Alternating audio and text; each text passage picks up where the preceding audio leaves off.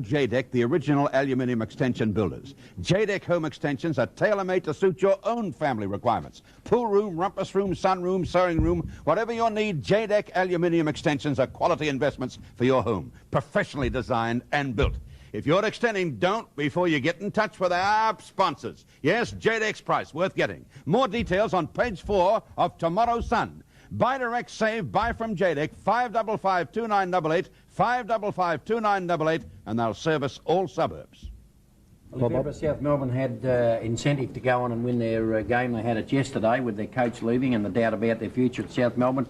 But from the very beginning, I thought that North Melbourne just had that slight edge in skill and in probably their desire to win the game. Actually, North Melbourne looked to me to be a far better team than when I'd seen them in the middle of the season, and I would say that they're on the way to improvement. And when you look at the list of injuries that they've had and some of their star recruits who we imagine were going to be champions here, then North Melbourne could well bounce back next season as quite a competent team.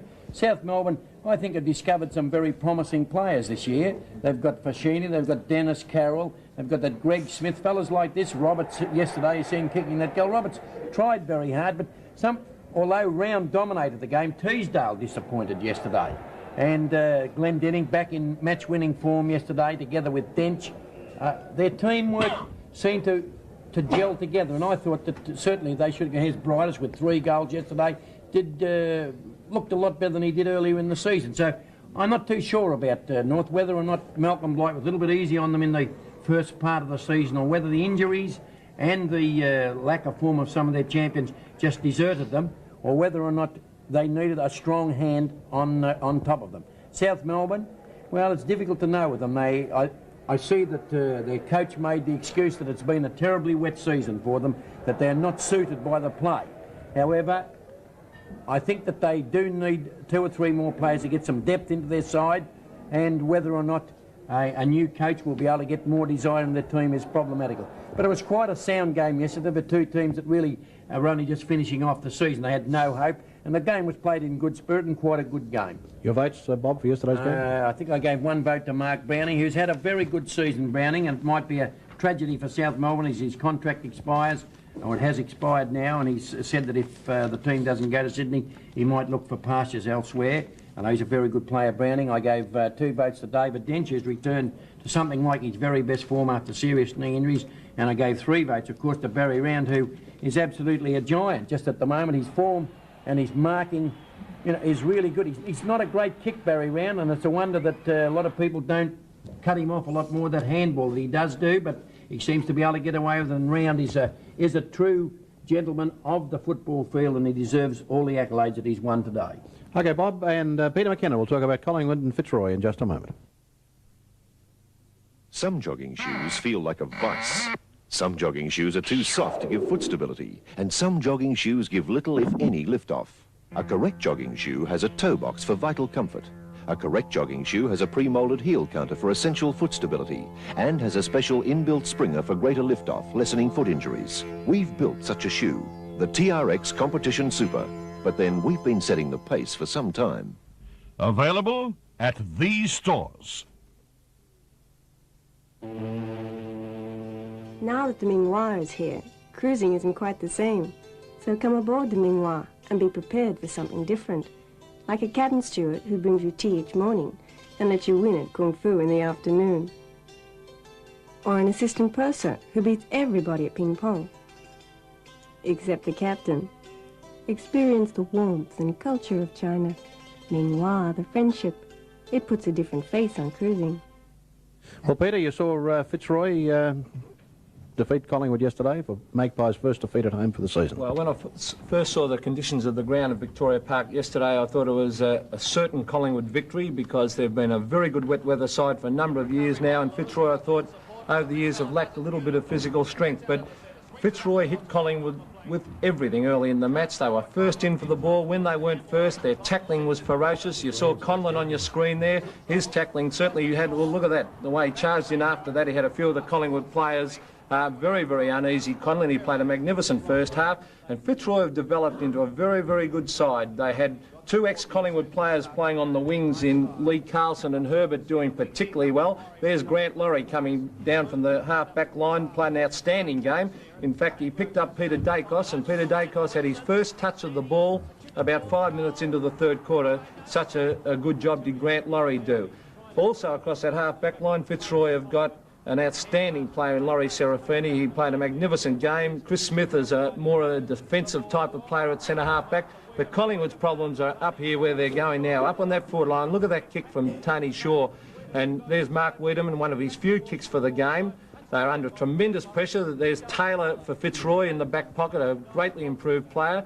The full-back, Terry O'Neill, the ex-Port Melbourne player, is doing the job up there. Alexander controlled the rucks. And generally, Collingwood hardly had a winning player all over the field. What's that mean for the next 4 weeks? Well, I feel that Collingwood have got heaps of trouble. I said early in the year after they defeated St Kilda that they lack pace. I think that's going to be their big problem. They've got 2 or 3 quick players, Dacos, Barham, and Barham was disappointing yesterday. Peter Moore is one of their quick players, and he's a ruckman. But round the ground, they've got a lot of goers, but they're slow. How did he play yesterday? Well, Peter Moore battled hard all day, but he badly needs a bit of help, Ron. Any sign of that injury? I don't think so, because he kicked a great goal on the run where he ran about 30 metres. Well, I don't know why he had his socks down. That's terrible, I reckon, when you got your socks, and that means you're really tired. Who was that fellow on the half-back flank for Fitzroy? Well, Grant Laurie. Lou doesn't think he's much of a player. I didn't say that, no. Yes, you did. I didn't say it, no. I said weeks ago he's in the best 3 half-back flankers in the league. Jack laughed at you. Who said 8 weeks ago that Fitzroy would make the final? Oh, you're one of my little friends. The only one. But Lou, there is one better half-back flanker in the league than Grant Laurie. That's his teammate, Serafini. He is a top player, and he had the ball on a string. We'll see how good they all are next week when they meet Essendon. And next week against Essendon? Well, next week I think that Fitzroy got a chance to beat Essendon, as a matter of fact, because I think they've got pace, they've got key position players, they've got Quinlan, and when any side that's got Quinlan in that side up in the forward line's got a damn good chance of winning. Your votes for yesterday's game? Votes? Lou will love this first one. I gave 1 vote to Grant Laurie on the half-back flank, as I said. Grant Laurie, I think he's a terrific player and a good kid too. Don't put me in power. I know his mother very well. I used to go out with her years ago. He looks nothing like you. I don't know her mum. Yeah, what's her name? I can't think of it now. That's why she wouldn't go out with me. It's obvious she was blind anyway. 2 votes to 2 votes to Alexander in the ruck. To say about Mrs. Laurie. Mr. Laurie would be happy. Who controlled the rucks all day, and 3 votes. You talking hot lips, truly. 3 votes to Laurie Serafini for a great attacking game across the half-back line. OK, Lee Richards will talk about Richmond and Carlton in just a moment. Lufkin the tape. Around the home or on the job. Lufkin the tape. To measure the winners or survey a road. There's a Lufkin tape for every measuring job. Lufkin from Cooper the Toolmaker. One of the most fascinating and interesting tourist spots I've ever visited is Cry All Castle. It's just short of Ballarat at Warren Heap, about 8 miles short in the main Western Highway. And in Cry All Castle, you go back hundreds of years with all the charm in a fair dinkum castle with a fair dinkum moat, and do they have medieval feasts at the Eagle Tavern. It's a perfect combination for you and your family, maybe even a day, but for goodness sake, go up there and try it. You'll be so glad you did. Remember, Eagle Tavern at Cry All Castle, 8 miles short of Ballarat, the beautiful city. You got the number there. Contact them sometime. Well, Jack Dyer and Lee Richards saw Richmond and Carlton yesterday. Jack, what did you think? It's a bit of a tragedy to see Richmond out of the... Oh, it's very sad, Jack. We're all crying. I think it's the best news that's happened for years. I think it is for a couple of sides. And I would say that there's no excuses for Richmond in this match, strange as it may seem. It was the same conditions for both teams on the day, and they played them a lot better, Carlton, and Richmond had a lot of players that just couldn't get a top pace all the time. I thought Richmond had a bit of a show in that first quarter when they kicked 1-6 against the wind. I think the breeze was going Carlton's in. That one looked like a bit of a show, but then they 4 knots, that breeze. Then they cut loose when Marcoux come on the ground, and the Ravers took complete charge of the game there for about 5 minutes, and they piled on the 3 goals, which for that day was a big lead. I thought that was a winning lead as soon as they got 3 goals in front, because it was impossible to keep a big run going on a ground like that at Melbourne. It's the worst I've seen it for for years. Fitzpatrick turned the game and he got those knockouts in the second quarter, Jack. That was the worst bouncing of the ball I have ever seen in my life. 3 times out to Fitzpatrick with no one with him at all because the line was across the thing, and he just sat there and went bang down to Bazasto. They got a goal out. Then he went bang down to the centre half forward and he got another goal out of that. And he still continued to bounce the ball. I don't know who he was who was bouncing the ball, but he should have threw it in the air. Hey? He should have threw it in the air. That was the caper. Well, you're blaming that umpire for losing the game. But anyone, he's supposed to be able, he's a professional bouncer of a ball, that fella. That's all they are, professional bouncer. He bounced it 3 times to Fitzpatrick. Jack, Richmond's out of it. Sorry, I got you How going, good Jack. Carlton? Yeah, I'm not going to... What about Carlton, Jack? Carlton's, I've always said Carlton's got that much... Too much. Not too much. You are, too much. I said Carlton's got the most talented football side in the league at the present time, and I don't care what you say. Well, what do you think of Bazasto? Get it off your chest. Who was Bazasto? Yeah. He only played for the first quarter. You're not too wrapped in him yet? I've not, he hasn't won me yet for a long way. Like, there's a lot of better players, Ashman on that side, and I'll go through 7 of them. There's twice as good as Bazasto. Go on. If you want me to go through Go through them. Sheldon's another one better than him. Yeah. Fitzpatrick is more valuable aside than Bazasto. Doole's another better than him. Perovic's another one better than him. You got 2 more to go. I got that bloke on the half forward, Frank Johnson. I didn't think he was as good as he is. Wet or dry is Carlton team? Carlton's got enough pace, plenty of pace. They've got enough high marking, providing one plays. Of course, and Mackay gets into the game. He didn't play well yesterday, but he's got a bit of football left in him. Percy Jones. Your votes for yesterday's game, Lou Richards. Well, I gave 1 vote to Val Perovic. I thought he played a tremendous game after having a serious injury. There's no doubt about it. He can certainly bounce back. It doesn't seem to worry him at all. He put your mate right out of business, Cloak. Cloak wasn't sighted until he went on the ball. I think the umpires put and I gave 2 votes to Ashman, who played a very good game, a consistent game, and he must be in the running for the Brownlow. And of course, he's won our World of Sport Best and Fairest competition. He has now. He has now, yes, which is great. Gave him 2. Well, I gave him 2, Jack. This is my voting. And incidentally, Tony Gill thought that the best player I gave to Carlton was Sheldon. He thought he was the best player. He played so well that their super player in the centre, the player that Jack's been wrapping up all the year, Rains, had to be shifted onto the wing. Well, you've been pushing up for Rains. Isn't it Okay, cruel? we'll be You're back the to one talk that's with John been Newman about pushing St him Kilda up and all the Footscray time. in just a moment. On Sunday night, Thomas and Sarah quickly learned that it takes more than just a Rolls Royce to be accepted into society. John Alderton and Pauline Collins are Thomas and Sarah, the sequel to Upstairs Downstairs, Sunday night, 7:30 on 7. Here it is once again, Penetrine, the family pal for cuts, bruises, strains, sore muscles, rheumatic pains. You see, for the whole family, it's handy every now and then. Penetrine penetrates, absorbs. Penetrine, it's available at all chemists. John, tell us about St Kilda's form against Footscray.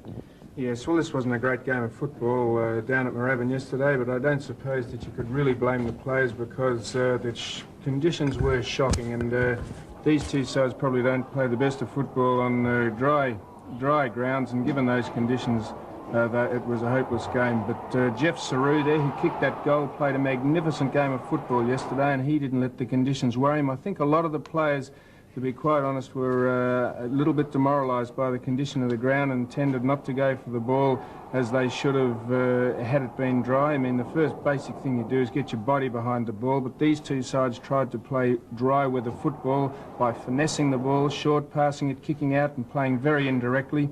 But they did. There was some good individual clashes there. That Thomas that just cleared the ball then had a tremendous duel with Templeton, and it is really a tragedy. I know it's been said before that Templeton hadn't played for Footscray all year, but he is a magnificent player, Templeton. He took some great marks and contributed very well on the half-forward line that only had kicked 38 points for the game. Down the other end of the ground, Shane Lovelace had a very interesting duel with Glenn Middlemas, who is a very unusual player. Glenn, they spent most of the time wrestling and arguing and pushing each other, and both of them didn't have too much effect on the game. Egan and Reid for Footscray on the back line kept St Kilda out in the first quarter when they tried to...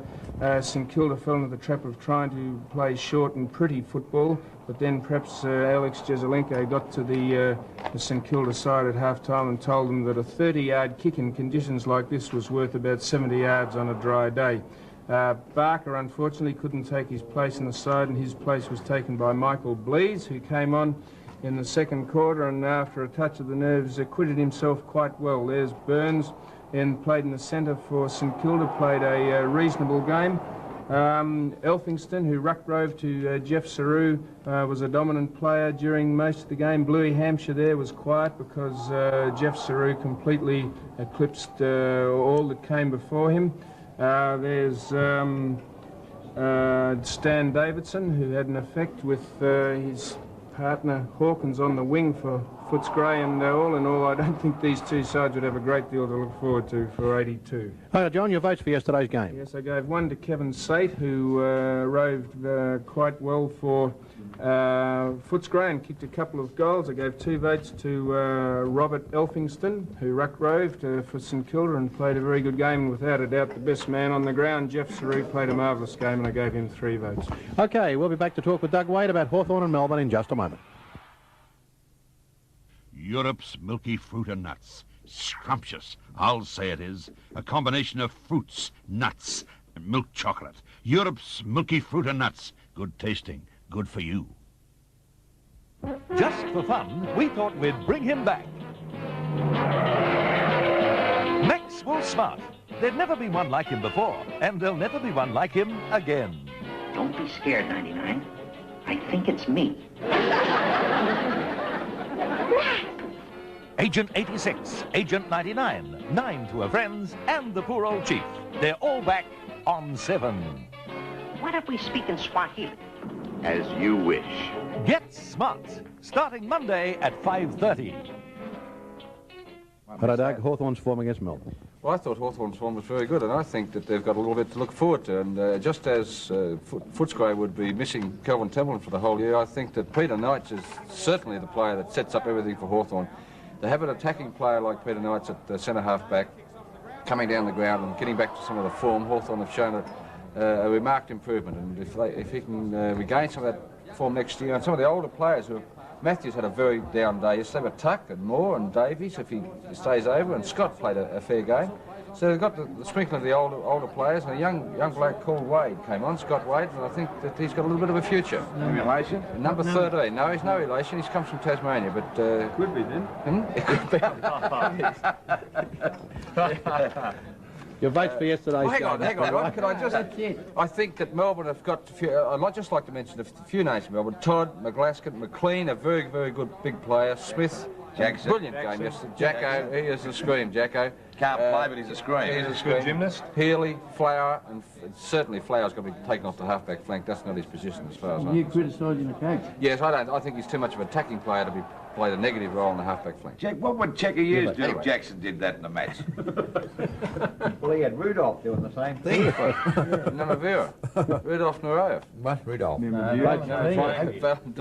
I gave 1 vote to Laurie Fowler in the back pocket for Melbourne. I gave 2 to Peter Knights at centre half back, who was back to his brilliant best, and Stephen Smith for Melbourne, a brilliant game at full back. Right. Let's check now the World of Sport Award details. The $10,000 World of Sport Adidas Award. Before yesterday's game, Rod Ashman of Carlton and Neil Danaher of Essendon were tied on 18, and 2 votes today has given the World of Sport Adidas Award $7,000 to Rod Ashman of Carlton, runner-up for $2,000 Neil Danaher of Essendon, and $1,000 to third is Trevor Barker of St Kilda. Rod Ashman, gentlemen, would you meet the winner of the World of Sport Adidas $7,000 first award to Rod Ashman. They're the commentators who voted for you, Rod, through the season. It's like a bit back kid. There'll be something there, will there, Rod? And I think all of the commentators at World of Sport say congratulations, well done. You've already won the Herald $6,000 award for the Star Player of the Year. And I know the coaches get nervous about their best players winning big awards at the end of the season, because the toughest part of the season is yet to come. But I'm certain that you're going to give the Carlton supporters all the assurances that it's not going to make any difference to your great form. We're certainly looking forward to the next few weeks, and yesterday was a great boost for us, and I think we're back in our rightful spot on top of the ladder, and I really hope that we can prove that that's where we belong over the next few weeks. Well, we'll be seeing what happens over the next 4 weeks. Congratulations from all of us for winning the World of Sport Adidas award, and we'll see you here on Grand Final Day to collect the cheque. Thanks, Ron. Before I go, good luck in the finals. Could I just like to thank Channel 7 for making the award possible, and all the commentators. Yeah, mate. Yeah. I'd also like to thank all my opponents. They've certainly made it worthwhile, and everybody that I've been associated with down at Carlton. And also, I'd like to make a special thank to my wife and my lovely daughter. Well done. Thank you very much. You really play great football, and it's good to see a player that plays really great football winning the awards. Okay, we're set to go now to a very important football game this afternoon in just a moment. The Wales aggregate, incidentally, has also been won by Carlton. There's another $3,000 for the Carlton Football Club from the total votes of the World of Sport commentators, with 101 votes to Geelong 89. And in just a moment, we're going to South Melbourne for the Statewide Cup match between Carlton and Richmond.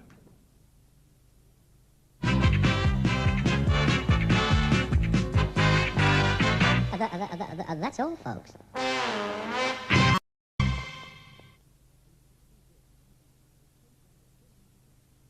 The Statewide Cup is proudly brought to you by the Statewide Building Society and General Motors Holden.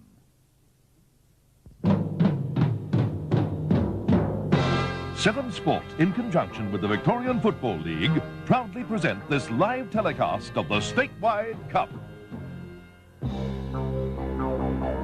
Good afternoon, everyone, and welcome to the Lake Oval with the score here at the moment. Richmond 2-1-13. A very important game for the Tigers today because they can grab second spot.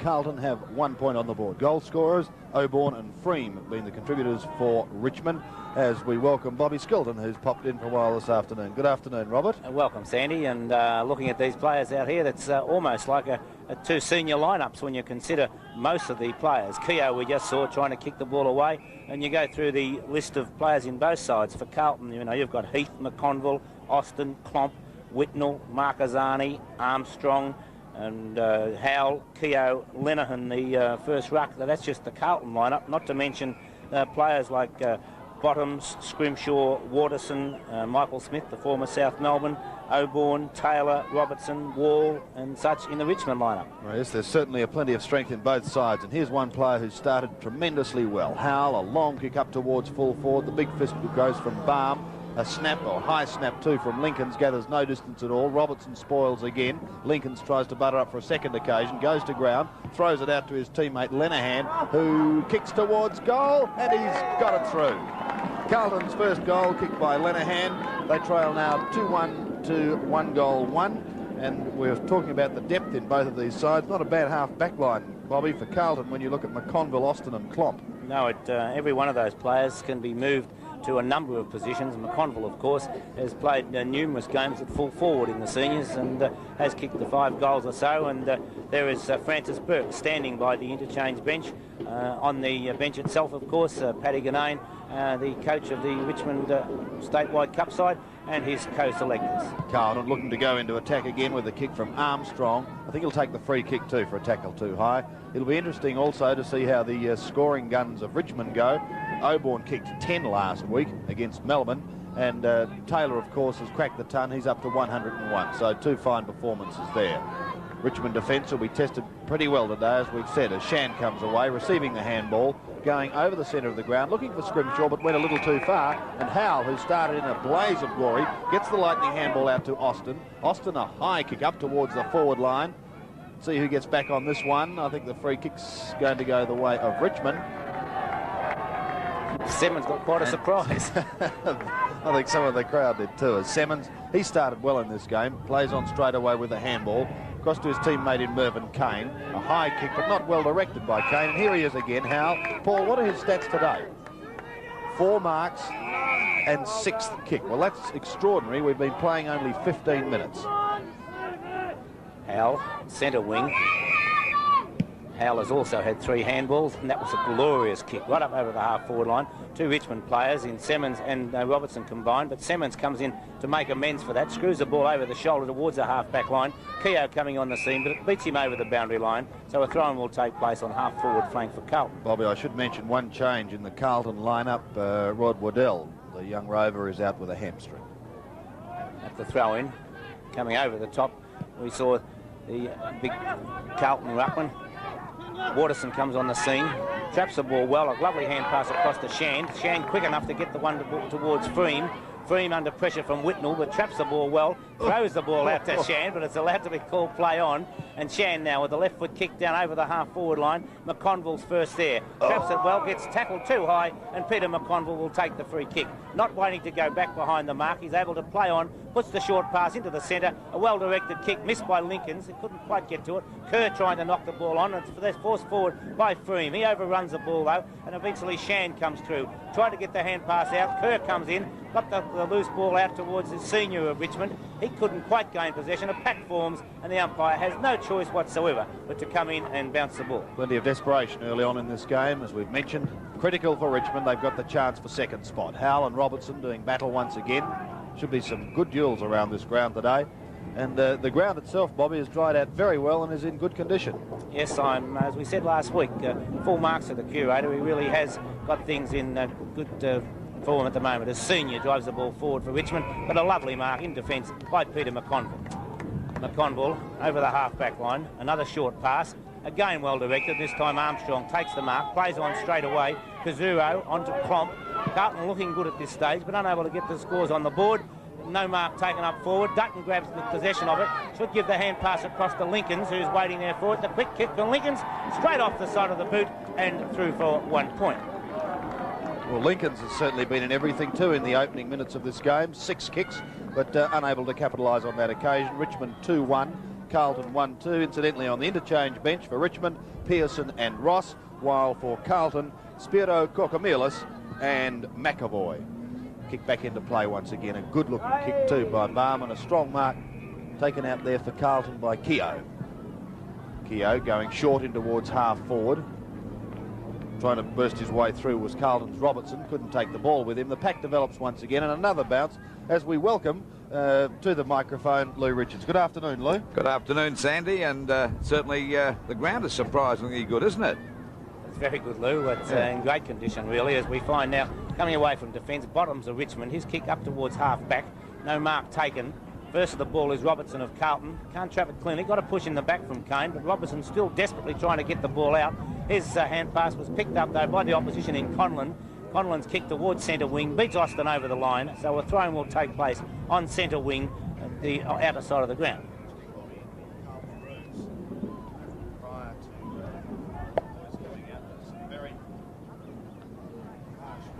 So we find now from the throw-in, Bain gets it. Klomp comes through in fine style. Good play by Klomp.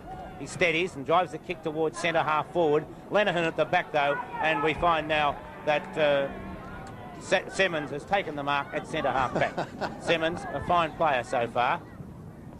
So Simmons puts the ball in towards the centre. Austin has the ball tapped away by Wall, who then does a good piece of shepherding to allow Shand to come away from the centre of the ground. Drives the long kick forward. Up high was Freem, brought the ball down, then scoops it up down towards the forward area. Heath in the front position. Could easily have been a free kick to Heath against Taylor, but was called play on. Eventually the ball goes over the boundary line, and a free kick, not a free kick, a throw-in will take place in the forward pocket for Richmond. Bobby, as I was going to say a couple of moments ago, some very harsh words spoken in the Carlton room, and certainly laid on the line that some of them won't be there at the club next year, and it was up to them today to perform and see if they can, well, keep the pressure right on Richmond. Well, I think Davey Parkin said on World of Sport today that he'd be down here watching the game, because the players that play well will certainly be putting pressure on the senior side that played so well yesterday. Lou, a good crowd here today, and an interesting audience also is the Essendon statewide side, and Kevin Sheedy down here as well, and they look as though they could well be playing Richmond if they lose today. A goal scored by Senior.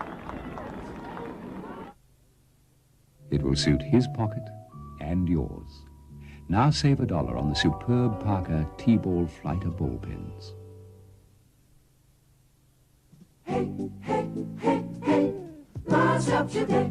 All the good things in a Mars bar help your day.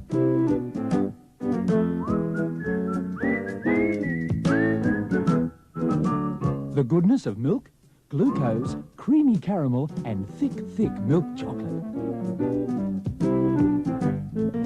Hey, hey, hey, Mars helps your day. Back here at the Lake Oval, Richmond 3-1-19, Carlton 1-2-8, and some 20 minutes gone in the first term. And waiting for Kerr to have a shot for goal. The son of Laurie Kerr's not a bad sort of a kick. He certainly kicks better than his dad, and it's through for a goal. That's Kerr's first goal, and by golly, the spitting image of old Laurie too, isn't he? Bob? As Peter Landy once said about Michael Roberts, he looks more like his dad than his dad did at the same age. That's right.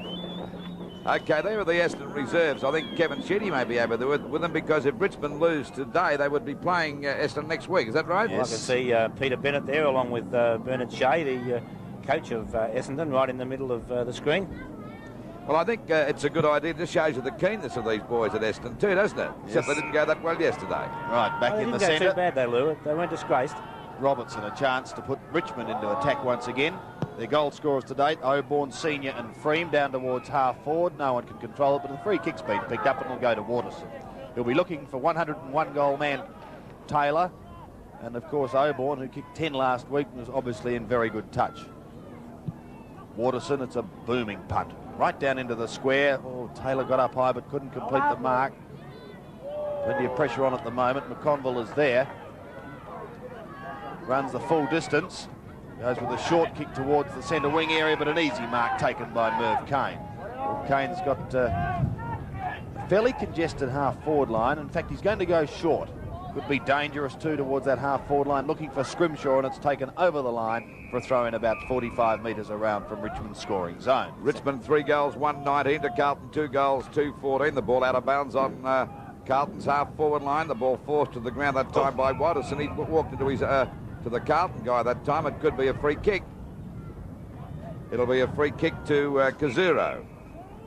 We've got Kazuro, we've got Korkamila, so that's quite a League of Nations team with the Carlton time, and even Lanahan was there. That's a good Scottish name, I should say. If we see Kane go for a missed kick that time, and the umpire said he was pushed in the back. Of course, Bob Kane has had a tremendous run with Richmond until he had this injury, and he's been a damn consistent player too. Well, it's great to see Mervyn Kane back out there playing, and I didn't expect to see him play again this year. It was a lovely goal that gets put through by Freem. Freem kicking his second goal, a wonderful piece of football there. Ever notice when you shave how the blades get clogged? Well, here's the solution. Push clean blades in the Ultra Pivoting Head Razor from Schick. Just press this bar, rinse, and the twin blades are cleaned. Ultra's pivoting head, working together with Push Clean blades, gives you a closer, smoother shave. And Push Clean blades fit G2 and contour razors. For an ultra-close, ultra-clean shave, get Ultra Pivoting Head Razor from Schick, the one with Push Clean blades. 23 and a half minutes gone, first term. Richmond 4-1, 25, leading Carlton 2-2, 14. It's forced down to Richmond's half-forward line. A chance now. We're going to pick that to Rolton, trying to get clear of the pack, and he was pushed in the back, and Rolton will take the free kick for Richmond on that half-back line. Tigers, a pretty formidable side. Pack fly, it's punched away that time by Austin, a player that's played a lot of games. I think over 200. A hand pass coming from Robertson over there to Kane. A long kick up to that half-forward line. Oborne in front. Read the play better that time, and the ball finally kicked out of bounds by Rod Oborne, who kicked 10 goals last week. That wasn't true to his form. No, it's a bad kick, that one. That kick wasn't true to his form. No, well, that kick wasn't true to his form. I mean, what did I say? It wasn't true to his form.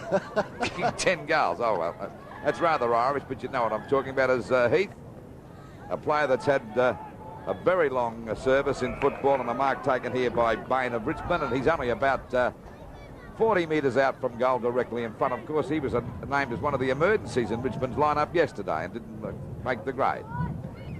Bain directly in front. The Tigers 4-1 to Carlton 2-2. There's a lead made by Taylor. He's kicked, 101 goals for the season. So far, Lou, yes. Kicked by Bain is not a bad sort of a kick either. It's a goal. A magnificent shot by Bain.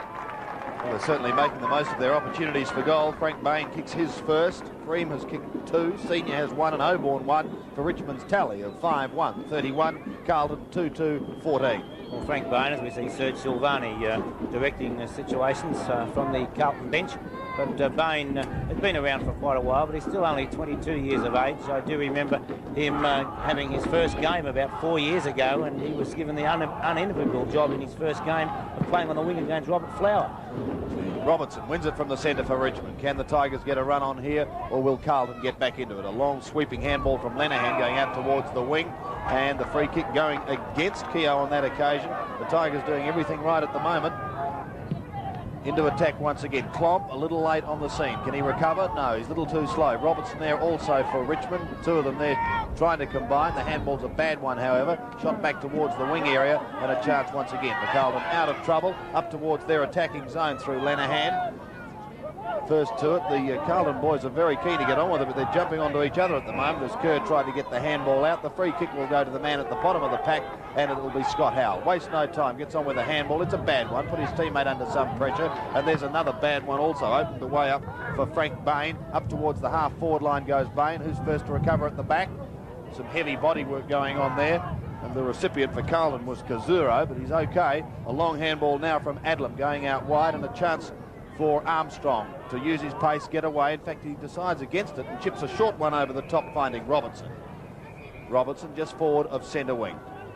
Playing straight on with handball.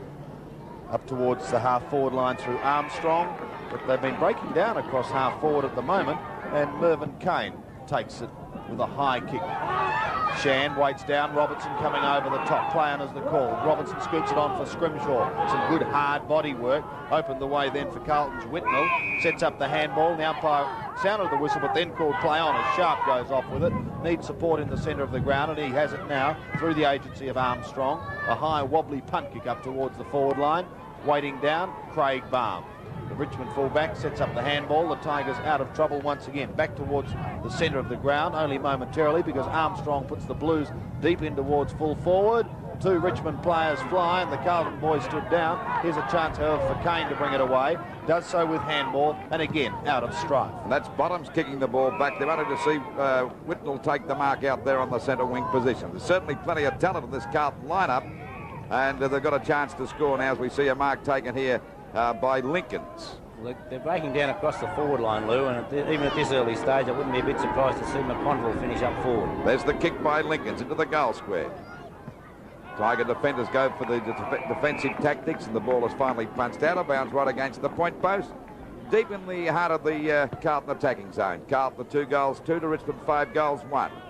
Hal grabbed that one, tried to get a hand pass out. He's grabbed that time by Kane, but the umpire said he had no hope of getting rid of it, and the umpire will ball it up. Kane is certainly playing pretty well at the start of this quarter. Ball knocked out again. Freem trying to crash through the pack. Umpire said holding the ball. It'll be a chance for Carlton to score here. Wall wasn't too happy about the decision, but I didn't think he had much chance of getting rid of it. I think the other guy who held it to him, that's Sharp, or was it Robertson? It might be Robertson. Robertson and Sharp of Beard. This is Robertson. He's only about 15 metres out. You can see the goals there in the background. Not a very difficult shot, and of course if he's successful, this is Carlton's 3rd goal. Certainly hope that Bill Collins is enjoying the match today. That the breeze caught it beautifully. It's right through the middle. So that moves Carlton on to 3 goals 2, 20 points, to Richmond 5 goals 1, 31. Well, it's interesting, the incentive of these two clubs. Richmond, as a side, have the incentive of maybe the double chance in the finals, because they're sitting in 4th place and can't even go up to 2nd place and have that double chance. And there's the Francis Burke having a little yawn there. Of course, congratulations to Francis Burke. He won the Herald Award for the most courageous player of the year. Well, and that could not go to a more worthy recipient, could it? No. Right, back to the centre once again. Free kick going the way of Richmond. Tackle considered too high. When you talk about courage, Sandy, I don't mean for this year. I'm talking about for his whole career. 300 games with them, yes. Francis Burke would be courage plus. Yes, a fine performance. Rolton's kicked down towards half-forward, but in the meantime, the siren has sounded to end the first term here at the Lake Oval. Well, the honours going to the Tigers. 5-1, 31, an 11-point break over Carlton, 3-2, 20. Something very different is happening to breakfast time in Melbourne. And your breakfast will never, never, ever be the same again.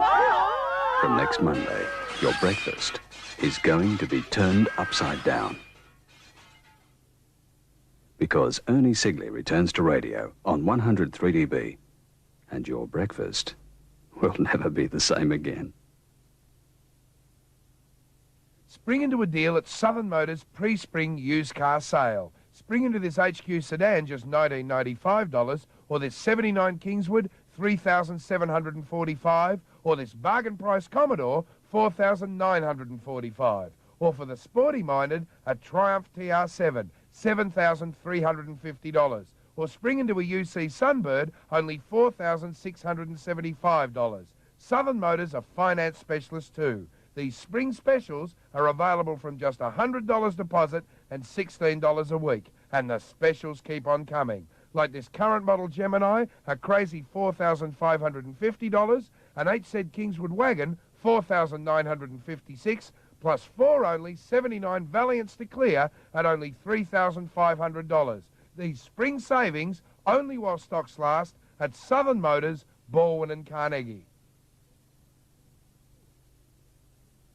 Check this Marantz rack system from Northern Electronics for $10.99. The direct drive turntable has variable speed control. You get 60 watts RMS total power with 3-stage equalizer and provision for additional speakers. The 2-speed metal-capable cassette deck has Dolby noise reduction, and there's AM/FM gyro touch high-sensitivity tuning. Add 10-inch 65-watt RMS 3-way speakers, and you'd normally pay $1,350. Now only $10.99 at Northern Electronics, 146 Gaffney Street, Coburg. During the 60s, this country witnessed an unprecedented music phenomenon, the like of which has not been equal since. The Easy Beats explosion. Mama came this morning. Hammered has just released this fantastic new album, which features their #1 smash hits. My little girl was not inside. She's So Fine. I've been looking everywhere, morning, noon, and daylight. Whoa. Wedding Ring. There's a wedding ring. There's a wedding ring. Women. Women all around the place. Come and see me, Doctor. Come and see her. And many more Easy Beats classics. The raunchy, raw sound of their music is early new wave. If you're not into the Easy Beats, you're not into rock and roll. This is one of the great albums of the year. Out now on Hammer, the Easy Beats. On Monday night, travel with the Leyland brothers to the great outdoors of Hawaii. Explore the spectacular Grand Canyon of the Pacific. Then back to Australia to our last great wilderness region, the Cape York Peninsula. Journey from Cairns to Weipa to see the massive mining effort there to bring out the bauxite. The Leyland brothers in the great outdoors. A premiere special, 7:30 Monday night. Come along and join them, come along and join them, come along and join them now. Quarter-time score here at the Lake Oval sees Richmond 5-1, 31, Carlton 3-2, 20. Goal scorers. Darryl Freems, the top scorer on the ground at the moment with 2. Then 1 singles to Oborn, Senior and Bain for Richmond. While for Carlton, Lenahan, Kerr and Robertson have all contributed 1. A player that's a bit stiff to be out of the Carlton side is McConville, Bob. He's playing here today in this statewide match, and by golly, I've seen him play some great games for Carlton this year. I think the only reason he was out of the side in the first place was with injury, as we see Freem on replay putting through a lovely goal. But with good sides, it doesn't pay to get injured sometimes, that's because right. the players replacing you. But looking at some of the players in that Carlton side right now, one would not have expected McConville, Austin, Klomp to have been playing in the Statewide Cup. Well, they're probably discussing the situation at the moment, and no doubt be showing great determination today to try and get back into that senior lineup. And while the boys are just making their way back to their positions and the ground is being cleared, we might take this opportunity for a quick break. It's Commodore end-of-model run-out time. Now is your chance to nail a Holden dealer. People know new Commodores are coming, and dealers must clear current stock. Nail a Holden dealer today, then hammer him down. Fantastic deals. Incredible trade-ins. All right, like more. Huge savings. All right, you win. On all Commodore sedans and wagons. Holden dealers have to give in. Yes. All right. Nail a Holden dealer today. Hammer him down and save. Hey, Jono, I'm going to get my dad something ace for Father's Day.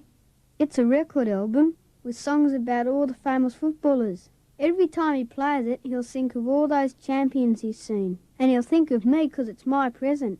It's called The Songs of Football's Greatest Sons, and I reckon I'll be Dad's favourite son. But in Aussie football's Hall of Fame, my memory brings back every name. Why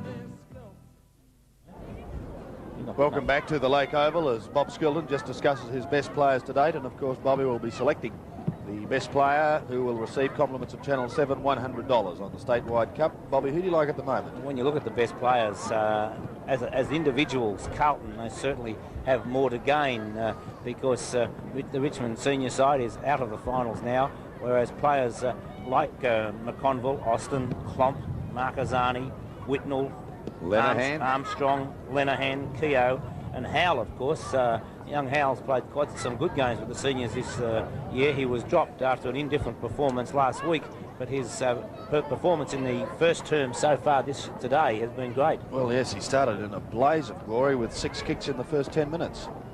He's rucked well, and it'll be a hard one to get back into the side, though, even for any of these players, because when a player is in the senior side and playing well, it's very hard for them to be dropped. At Richmond, of course, as we mentioned before, have the incentive of trying to grab that second chance to play in the qualifying final instead of the elimination final next week. When you're in the side, Bob, possession's 9 points of the law, isn't it? I think it's a good feeling to be. I think many years ago they used to say it's harder to get out of the Australian cricket side than it is to get in, and that might have often been the same in football. Right, set to go now for the second term here at the Lake Oval, and quite a good crowd enjoying these very pleasant conditions, a light breeze, plenty of sun, and the ground in good condition. Very little water that's noticeable. Here's Robertson going with a flying run, but he had an airy. Bain unable to control it. Freem is there, sees it come out, and we'll see another ball up. Still virtually in the centre of the ground, and Carlton boy a little slow to get up. This ground is certainly a contrast to the Collingwood ground and also the MCG, Sandy. Well, Collingwood yesterday was like the Olympic baths, Lou. Well, the MCG wasn't much better. Freem again with the ball, handing it over to Shand, is it? Yep. And he'll take it from just the defensive side of centre. Shand to put the Tigers into attack, up towards the half-forward line. I think the mark's going to be paid to McConville. Sandy, I will say, we're talking about the grounds, the centre square at VFL Park was in beautiful condition, and they have that underground heating, and it makes one wonder whether or not it would be worth heating the whole of a football oval with the money that's in VFL football these days. Well, it could certainly be something to be considered in the years to come. Howell put Carlton into attack, and a free kick is going to see them go even further forward through Robertson. Kicked a goal in the first term. Distance may test him. Bearded, socks down. Good-looking kick, too, off the boot. Direction not there. Dutton sees it out towards Armstrong. Sets up the handball, put his teammate under plenty of pressure, however. That was Kerr, who kicked a goal in the first term. And eventually it's kicked off the ground out towards that half-back line by Richmond's hard man. Out of bounds on that half-forward line for Carlton. It's about 60 metres around from their goal. At the moment, into this second quarter by 2 minutes, Richmond are 5-1-31 to Carlton 3-2-20. Of course, Richmond want to win this match. If they win, Bob, they go to what? They go to second place. Second spot, posse. Second or third, they'd be happy with either, but they will go to second if they win. They've got to win by 5 goals, I think it is. Well, Keogh picks it up. Finally, his kick was a bad one. Picked up by Rolton out there towards Klomp. Klomp couldn't grab that one. There's a mark taken out there by Richmond. Going to pick that guy up in a moment. Ball back there towards Howe. Nearly grabbed that one. The ball hit the deck. In goes Waterson. Couldn't crash through the pack, and the umpire said he was grabbed too high, and he gets the free kick. He doesn't waste any time. He goes for a long kick. Looking up there for Taylor in front at the back of Heath. Heath tapped it down to Austin. Good play. That's senior play for them over to McConville, but that was a bad hand pass. Burke plays the ball in front of him. Right on his tail as senior. Finally, it's picked up by Austin again, and they're showing plenty of experience as we see Keogh grab it. Another hand pass coming back to McConville, but intercepting that one is Sharp. The ball shot back there now, and a chance for the ball to be hand passed over there to Armstrong. A long one back over the centre half forward position. Oh, they both fell over that time, and the umpire will pay a free kick against Carlton, going against Dutton, and the free kick to go there to Baum. Baum's got the free kick, a little short of the centre half back position, with Richmond 5 goals 1 to Carlton 3 goals 2. So this will be a ding-dong struggle before it's over. A lot of these Carlton players, senior players, will be trying to get back into the Carlton side, but after their effort yesterday, it'll be a very difficult job. And there's a ball up on the centre wing position. Coaches Paddy Ganane in charge of the Tigers, keen for a big win here today. Free kick going the way of Howe. Well, I thought he was off with that handball. I think Bobby Sculpin did too, didn't you, Bob? I did. Quite agreed, Sandy. Nevertheless, he's gone back to take the kick up towards the half-forward line. A big pack of players there. Push down, a chance for Bain. Push it out even wider. Shan's at the bottom of the pack. And he'll be free kicked. Carlton falling down across that forward line, Sandy. Yes, they are at the moment, as Shan goes back up towards centre wing. Over the head of Robertson it goes, and Howell's at the back. But he's paying the man in front, who on this occasion is Darryl Freem. Freem with 2 goals to his name at the moment. Kick ill-directed, however. McConville is there. Tucked in the back pocket. He's looking for a big game today. It's 15 metres, brings him down to the half-back line. There's the kick from McConville in towards the centre. Klomp using the body and used it well. Been quiet so far. Third kick up towards the half-forward line. Ill-directed, however, and Semmons is there. Semmons started the match in fine style. He goes across the ground to Freem. Out wide he goes towards Frankie Bain, who sees it over the line in front of the coach's box. And Francis Burke. Tony Jewell shielding the sun from the eyes. Well, could just be shielding the eyes. Yes, after yesterday, but nevertheless. Robertson up high, wins the tap, goes straight to the opposition, however, down towards that half-forward line. And the mark there is taken by Lincolns. Too far out to score is Lincolns, but he'll look up towards Dutton. Dutton the flyer, 17 over the top. I think he's got it. No, he's giving it the other way. Playing the man in front at the moment. Hard man. Yes, he's a hard man. To beat. There's the kick back towards the wing area once again. Howell up to try and spoil. Ineffectual. Scott Howell tried to tap it on once again. Shand goes to ground. The umpire says the tackle was too high and he'll take the free kick. Just on 6 minutes into the second quarter. Carlton Richmond, I should say, 5-1-31 to Carlton 3-2-20. Bill Collins would be up, but that was the score at the moment. And we see a free kick going out there, and it'll be Gazuro to take that free kick out there on the half-back line. He gets it across now to Lenahan, and Lenahan's got it on the wing position. Not a very good kick by Lenahan. Fell a bit short. Oh, easy mark dropped that time by Kane, but the umpire, was he paying the mark with a free kick? Pushing it back. A little lucky, I think. I reckon he was a bit lucky that time, Mervyn Kane. Going after it now is Bottoms. A hand pass coming back to Wall.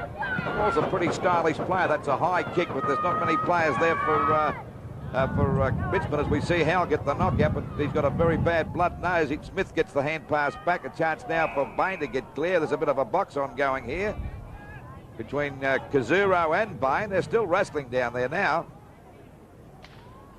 I don't know what back there. I think I might back the Greek boy. Kazuro. Kazuro, yes. Knocked out by Waterson. The ball forced on again by Senior.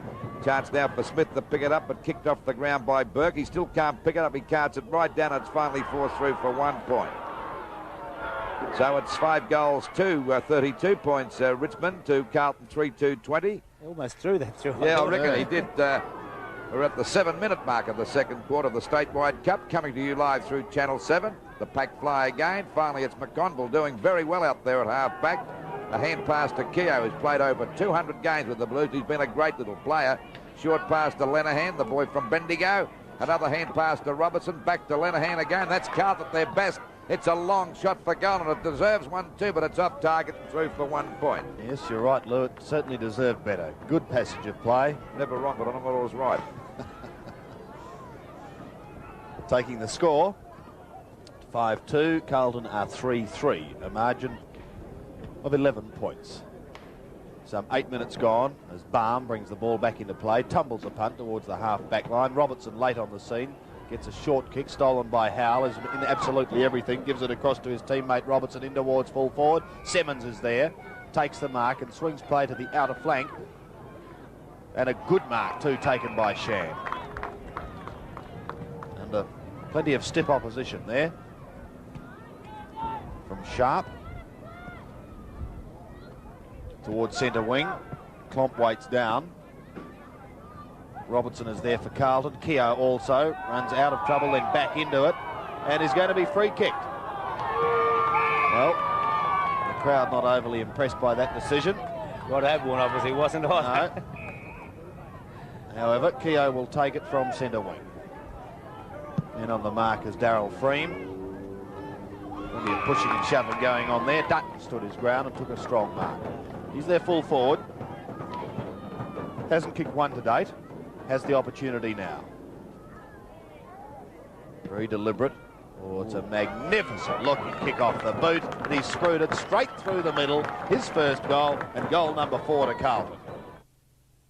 Before you make a decision on your health insurance, talk to the Collins Street Specialists, Manchester Unity. 140 years of professional experience. Next in Cop Shop, Vanelli meets policewoman Ann Dawson, codename Angel. Posing as husband and wife, they track a dangerous criminal. Next in Cop Shop, Vanelli's Angel, 8:30 Monday. Back here at the Lake Oval, that goal from Carlton brings them a little closer. Richmond a 5-2, Carlton 4-3. 10 minutes gone as we see Armstrong drive Carlton back into attack again. In front there is Hardman. Kerrs at the back. Neither could hold the ball. Picked up by Kane. A left footer back towards centre field. Robertson got the chance to mark. Only went half-hearted at that one. There's a go now for Whitnell to go for a hand pass to Keogh. This looks dangerous. It's a bad hand pass to Robertson, but he picks it up nicely. Back to Keogh again. It's a goal coming up for sure. Another goal to Carlton. That was good play. That's as good as you see in the senior side. Well, they are really all senior players, Bob. Well, Robertson has been in the thick of quite a few things lately, so he's doing well. But Trevor Keogh, Armstrong, and the Carlton senior players have certainly lifted their game in this half of football, as we see Hardman in the hands of the trainers there. But Howell having a taste of what his blood tastes like. Well, Jack Dyer said that's the way to get a blood nose. You got to drink it, he said, and go really after it. It makes you fight. Right, back in the centre while we just digest that. Yeah, there's the centre bounce again. Up she goes. Knocked out by Robertson. The Tigers have got to go back into attack. Green tries to cart the ball forward. Waterson grabbed too high and he'll get a free kick. He's going to have a box on here now with Klomp. This will be a pretty tough match before it's over, I'd reckon. The tempers are starting to be a bit frayed. Oh, Taylor was pushed out of the pack, but the umpire ignored that. He thinks he must have acted a bit, and he's going to ball it up about 25 metres out from the Richmond goal. I think he might be paying the penalty, Lou, of criticising the umpires in the first quarter. Yes, I think you're quite right. Well, you should know, Bob. You won 3 Brownlows, son. No, apart from that, Lou, I was always taught that umpires are only human, and if you give them a bit of trouble, they might just say, well, you're going to earn every kick you get from now on. You're right there, kid. Dreadful mistake then by Klomp, who spoiled his own man, tries to make amends by going in over the top, and the umpire comes in. Pretty warm out there at the moment, and we'll have a bounce about 25 metres out from goal. 32 plays 33. Carlton leading by a point. Richmond in attack. Waterson and Howell. Kicked off the ground, out wide. Scrimshaw, Keogh. Keogh's first to it. Scrimshaw giving chase. Tries to set up the handball for Armstrong. He's beautifully tackled, and holding the ball goes against him. Very strong tackle indeed. He's fitting to do his block too. Short. Or went over the top. The opportunity was there, but Bain couldn't take control of it. They may get out of it, however. In towards full forward once again. A magnificent long kick up towards that area, but a good, safe mark taken by Howell. My word, he's playing a grand game. 6 marks. Thank you, Paul. And 9 kicks. Very good performance indeed. This occasion he elects the handball, and well, that wasn't so good. Put his teammate under plenty of pressure, and it's opened the way for Scrimshaw as he steadies with a left boot, chips in towards goal. It's a very good kick indeed, and Richmond back in front once again. DuPont present America's #1 premium car wax. Rain Dance, the one with the watertight guarantee. Guaranteed to shine longer, to bead water longer, to last longer than any other leading car wax. Or DuPont give you your money back. Rain Dance, the #1 premium car wax, guaranteed to shine longer, to bead water longer, to last longer. The Rain Dance guarantee is watertight. Available at Myer, all stores, selected Shell service stations, and all McEwen stores. Great game of football here at the Lake Oval with Richmond 6-2, 38, leading Carlton 5-3, 33. And Carlton back into attack. There's Keogh breaking clear, a left foot kick up there towards the goal square. The ball hits the deck as a chance. Ordinarily a free kick to Richmond. It'll be Bain to toe. Oh, down he goes. I told us it's going to be on for young and old before it's over. That's Baum. And Baum's got the free kick down there about the full-back area. Goes for a short pass. It's okay. And a mark taken there by Hardman. Hardman at centre half back, boots it out wide, coming across as Freen. Went under the ball that time. This allows Burke to come in. The son of Gerald Burke goes for a short kick over the head of Marquezani. Marquezani taps it on just the same to Whitnell, and the ball is up there on that half-forward line, but it'll be out of bounds about 60 metres around from the Carlton goal. I would say that you'd have to admit this, Bob, that Marquezani's a pretty expensive reserves player out there. Yes, you could say that, Lou. I wouldn't like to know what he's worth. There's Robertson flying right over the top of the pack, knocks the ball down Marquezani after it again, but it's out of bounds. The score is 5 goals, 3-33. Richmond 6-2, 38. I suppose you could say it's not what he's worth, it's what they pay for him, isn't it? Well, they must have played a lot of money, Lou, that's for sure. That's right, Bob. And I don't think Fitzroy are upset at the moment the way Francis is playing. No. Well, Francis has certainly turned on some good football, and full marks to Carlton too. Lee Carlson's doing a great job, and young Herbert did a pretty good job yesterday too. Yes. It's always great to see young fellas that are swapped over really hit the jackpot. The ball comes back there to Mervyn Kane, and he's shaped up pretty well here today as he kicks the ball long. And it is a long kick. There's a good mark to McConville.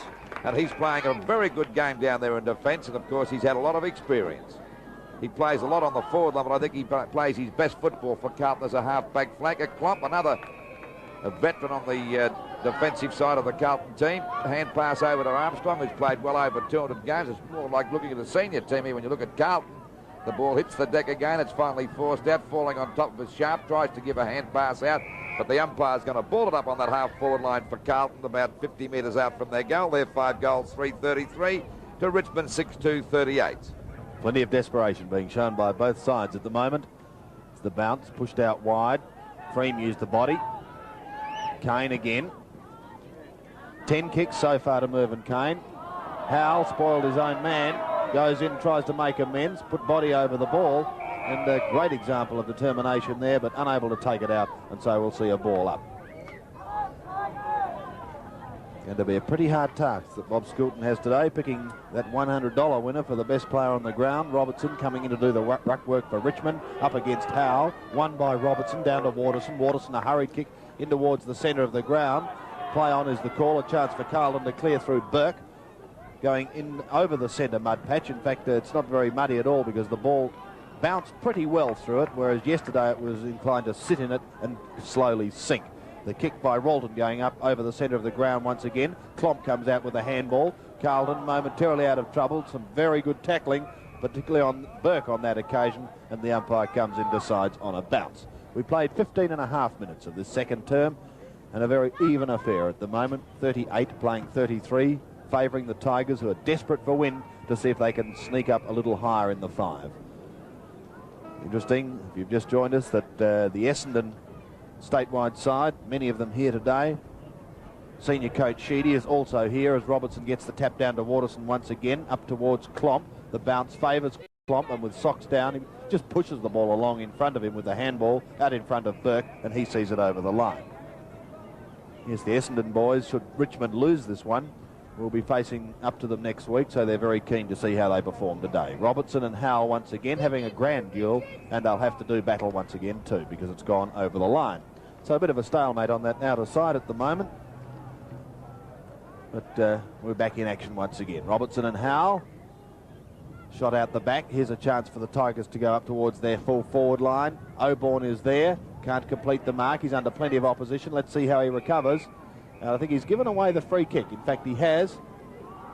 No, it went over the lines at the boundary umpire, and not at all impressed was Gazuro, who's certainly shown a bit of fire. And, of course, they've got Korkamielis on the bench. Okay, it's 5 points the difference in favour of the Tigers as Burke tries to crash through the pack. His kick is smothered. Only a free kick to Freem, he said, dropping the ball. Didn't have much chance, and this little fella's not doing a bad job with the beard. That's Robertson, Bob. He's playing well, Lou. He set up some quite good handballs, and right from the start of the game, he was in the there's Marcazani going over the top of the pack, but he was a bit late, and the mark will go to Kane. That's kick number 11. The ball back down there towards the full forward zone. In front is McConville, another star player here today. They're all turning on their best football because they have to if they want to try and break into that senior side at Carlton. The ball picked up by Sharp. A long kick back towards centre field. Ball hits the deck again. It comes out there towards Whittle. He couldn't pick it up. And I think the umpire will ball this up now towards Carlton centre half forward position. They're trailing by 5 points. And we're at the 17.5 minute mark of the second quarter. The Statewide Cup. And this is a live telecast from Channel 7.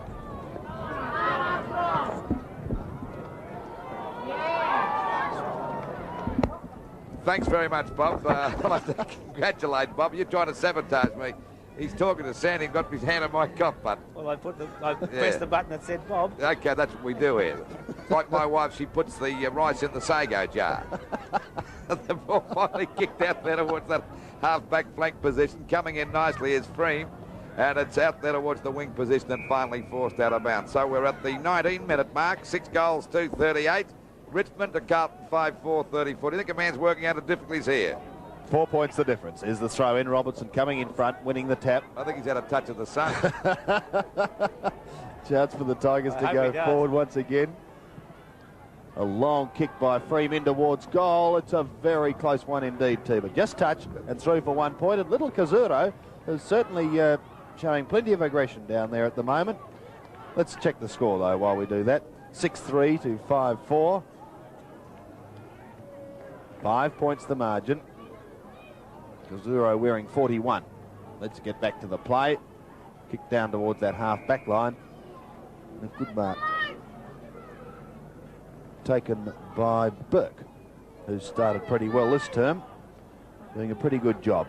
Chance for the Blues again. Away through Kerr towards their half-forward line. Simmons could be first to it if he can keep it in play. He can't. Sees it over the line. And we'll see a throw-in take place once again. A pretty good crowd. In fact, this would be just about the biggest crowd I think we've had on a statewide cup match this year, Lou. I'd say so, around about the 3,000 mark, and the ball out of bounds on Carlton's half-forward line. Bob, I must agree with you. They're breaking down on the forward line because the defence is doing magnificently down there, aren't they? Really? Yes, well, when you look at that half-back line of McConville, Austin and Klomp, but it's not much good unless you put scores on the board. And I'm surprised, unless David Parkin really wants McConville to play on the back line, I'm inclined to think that McConville up at full forward would be a good move. Well, Adlam takes that mark out there on the wing position, goes for a long kick. It doesn't cover much distance. Scrimshaw claims the mark, but the umpire says play on as the ball is finally kicked up there by Bottoms. Bottoms' kick is up there towards half forward, but we're waiting now for the ball to be shot back towards the centre of the ground. And a chance now for Lenahan to take the mark. He does, quickly plays on. They're getting their game going well. They've handled the ball much more than Richmond this quarter, but can't kick goals. Ball finally forced out that time. I think it could be a free kick going there to Shand, is it? Yes. Shand to take the free kick on the centre wing position. Playing quite well today, Lou. Yes. Well, we've seen him play quite a few good games. At the back there is Austin. McConville once again tries to crash through the pack. Finally gets a hand pass out to Klomp. Klomp back to Lenahan again. And Lenahan right on the boundary line. Lets one fly over the half-forward line. The pack set themselves. Robertson flew high. Picked up by Lincolns. Up there towards Baum. And Baum comes out and takes an easy one down there in the back pocket for the Tigers. Craig Baum playing at fullback. Having a good look at the situation. Going with a drop puck back towards the wing position once again. A strong mark. Judged it beautifully. Scrimshaw at the back of the pack. Plays on, goes over Matt Wall and across to Shand with the left boot. He swings play up towards the half-forward line. McConville waits down for that ball, but I think the mark is going to be paid. Oh, it is too, to Oborn. 10 goals kicked by Oborn last week. Has kicked one so far today. There's the kick. It's swinging back and just getting there on the last line of defence. Did he make it in time, Heath? Goal umpire says he did. So Heath, right on the last line of defence. Going with a long kick and gee, there's some good marking going on today. And here's Freem. Kicked 2 goals so far, Darryl Freem, and that was a beautiful grab. Distance shouldn't be a problem. Accuracy maybe. Tucked on quite an angle. Just in front of the old commentary box here at the Lake Oval. Darryl Freem taking plenty of time. Gets underneath that drop punt. In towards the square it goes. And a very easy, uncontested mark taken by Adlam. Kicks back towards Freem once again. Elects to wait down this time. Has possession. Swings on with a handball. It went over the head of Matthew Wall, however. The pack developing very, very quickly indeed. Plenty of pressure on both sides. Keogh tries to come away with the handball. Is effective. And now a high kick going towards Shand. Will he get back there in time for a good bounce? It goes backwards. Scrimshaw can't control it either. Trying to do it for Carlton was Lenahan. Gets caught. Out of trouble, Carlton, however, as they go up towards the half-forward line. But again, Baum coming out in front takes a very strong chest mark. Just about to enter time on in the second term. Craig Baum doing a good job at full-back. Looking for Robertson. Can't complete the mark, but he fists it out the back door, which is good football. Ooh, Waterson just about got one from Kazuro. He's certainly got some life in him. Trying to burst his way through is Austin. In all sorts of trouble, and the umpire lets it go. Now Matthew Wall swings onto the left boot, goes with a high kick up towards full forward. Oborn waits down at the back. The bounce He can't quite grab it at the first occasion, and it's pushed out wide towards the boundary line. In fact, will be taken over the line, that kick from Lincoln's, and we'll see a throw in front of the scoreboard, which sees Richmond leading by 5 points as we go into time on in this second term. Waiting for the ball to come back into play. Actually was knocked out by Waterson, grabs it again, has a left foot snap towards the goal, but right across the face of goals, and it's through for out of bounds. Through out of bounds. So it's only about 5 metres around from the goal. Ball back into play. Comes back to Keogh, side steps out of the pack. He's grabbed at a fresh air shot, picked up by Lenihan. Looks as though it could go out of bounds. And it is out of bounds right in front of the old press box. And that certainly brings back a lot of memories to me. We broadcast night football there for years, Ron Casey, myself with 3DB. And incidentally, tomorrow morning on DB, Ernie Sigley starts the breakfast session. Yes, to turn your breakfast upside down, 6 through until 9.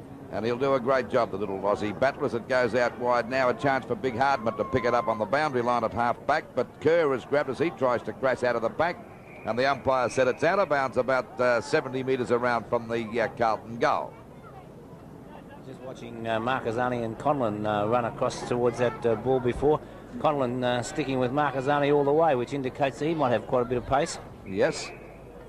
Umpire's going to ball it up from that throw-in. Still the score. 5 points the difference in favour of Richmond. They're 6-3-39 to Carlton 5-4-34. Ball shot back there towards Richmond's half-forward line. Freen comes out to meet it. Couldn't pick it up. Marquezani's in there too. Neither side can pick it up at the moment. The umpire will ball it up out there on the edge of the square on the outer side of the ground. Good day for football. The breeze blowing to the end that is favouring Carlton. I suppose it'd be a 2 or 3 goal breeze, but Carlton can't capitalise on their forward line down there. Picked up by Burke. The kick by Burke is back there towards Bottoms, and Bottoms takes a good mark up there towards the wing position, right on the line of the square. Kick out there to centre half forward, the 15-metre penalty. Wouldn't mind buying real estate off that guy too. The umpire, it's about 30 metres he's given him. Very generous. Very generous indeed. Bottoms down there right past us, or up to centre field now. It's over centre half forward. Taylor and Heath having a great battle. Umpire said it'll be a free kick to Taylor, and Taylor's not very happy about that, and they're away like a shot goal. No, Taylor's not winning any points at all from the umpire, and I think it's having some effect on his game. He's doing a great job on him at the moment. Back up towards that area once again, and this time Adlam comes out and takes the mark. Great duel, that one. Heath set the handball in motion once again for Burke. A high kick up towards the centre wing area. No mark is paid. Opportunity again, however, for Carlton. Austin threw it away in towards the centre of the ground, and Richmond have opened it up once again with a high kick up towards the half-forward line by young Rolton, and this time Klopp is in the way to intercept. Robert Klopp coming back after injury, very keen to get back into top form and see if he can sneak back into that senior side as Kazuri goes with a long kick towards the half-forward line. Chance running past him was Whitnell. The handball wasn't all that good for him. He keeps the ball in play, but he has got nowhere to go and has eventually got to go over the line for a throw-in. So a minute of time on played. Here's Howell. Brings it over the top, down to Armstrong. Torpedo punt kick up towards full forward. Oh, plenty of bodies clash there. McConville sets up the handball. Here's an opportunity for Kerr. He's kicked one, he's kicked two, and Carlton have hit the front on the siren. Carlton hit the front as we have half-time, and it reads Carlton 6-4-40 with that goal on the siren. Richmond 6-3-39. Frustrated by cheap power tools that let you down on the job? Demand Ryobi. Look inside. You'll find Ryobi's long life motor, the rugged Power Plus heart that keeps Ryobi tools working where others can stop. Reliable precision engineering. So demand Ryobi, because when it's Ryobi, it's built to last and built for work. Don't let you down. Ryobi heavy-duty table saw, now $249 at Corio Timber.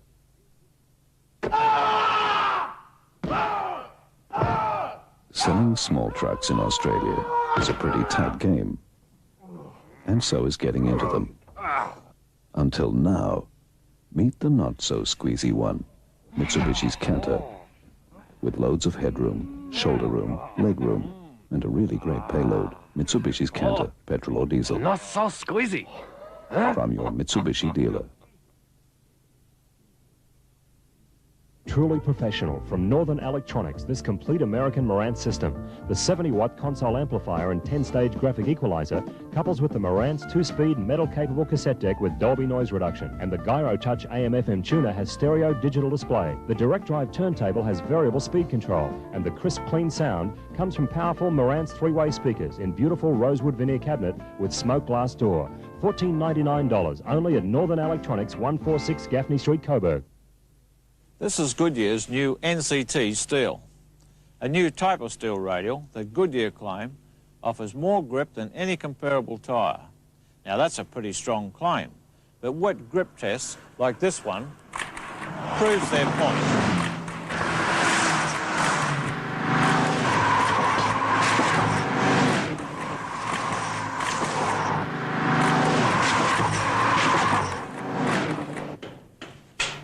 These pictures taken from beneath the road are pretty convincing proof.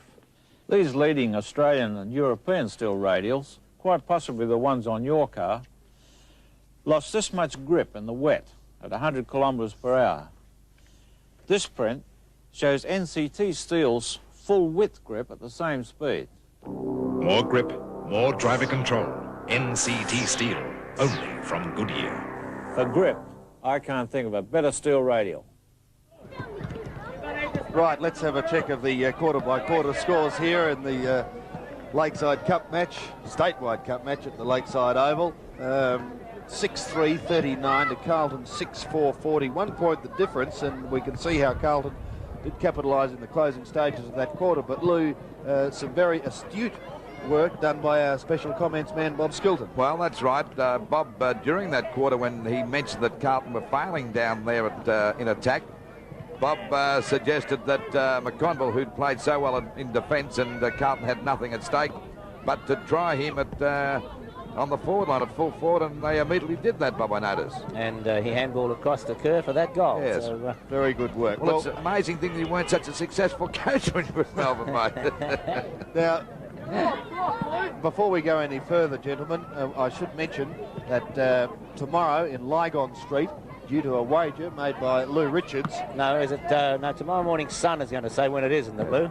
Well, sorry, I've stolen someone's thunder there, but it's going to be happening tomorrow. And the bet was, for those of you who missed it, Lou said that if Carlton beat Richmond, he would eat a bucket of spaghetti in a certain area that you're going to be able to read about in the Sun tomorrow. Well, at a certain time. At a certain time. Carlton fans have very generously, I'm wondering if we can get a shot of this, to make eating just a little more pleasant for Lou tomorrow, some grated Parmesan cheese. Lou, I say this on behalf of the Carlton Football Club. I'd like to present it to you now, and I certainly wish you all the very best in your endeavours tomorrow. Thank you very much, Sandy, and I'd like to say this, I hope I haven't got to eat spaghetti marinara, because I don't want the stench of fish all over me. Yeah, I understand also Mario Bortolotto is going to be on hand. Yes, Mario Bortolotto is coming all the way down from Geelong to do the tipping of the bucket, but I'll eat a bucket of spaghetti, don't worry about that, I love it.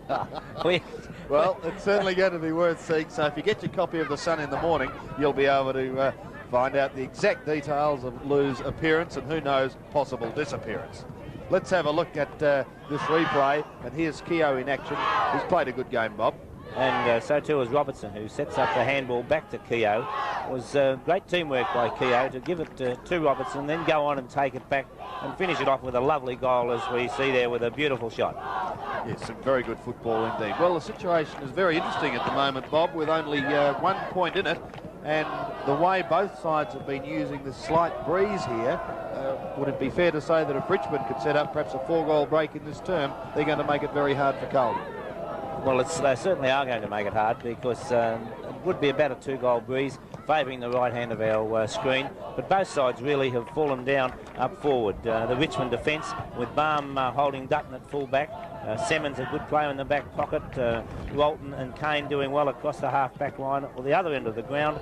Burke, Heath holding Taylor. Taylor, who has kicked 101 goals in the Statewide Cup, having a pretty hard job with Heath so far. In fact, Taylor is yet to have a kick in one half of football. He only had the 1 touchdown there, didn't he, early on in the first quarter, and had a bit of a chat to the umpire, and I think that has obviously gone against him. We see Scrimshaw now on the replay. balking well. It's a lovely goal by Scrimshaw. It doesn't cover a great deal of distance in height, but went right through the centre. A well-directed kick by Scrimshaw.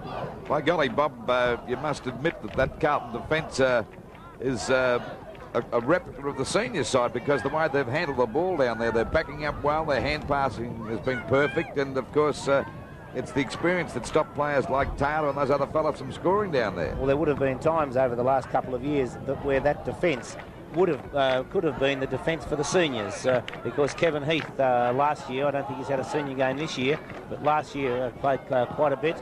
McConville, Austin, Klomp, and we saw young Rowan Burke play a very good game in the night game in the Statewide Cup earlier this year. So he played a couple of good games in the day games too, Bob.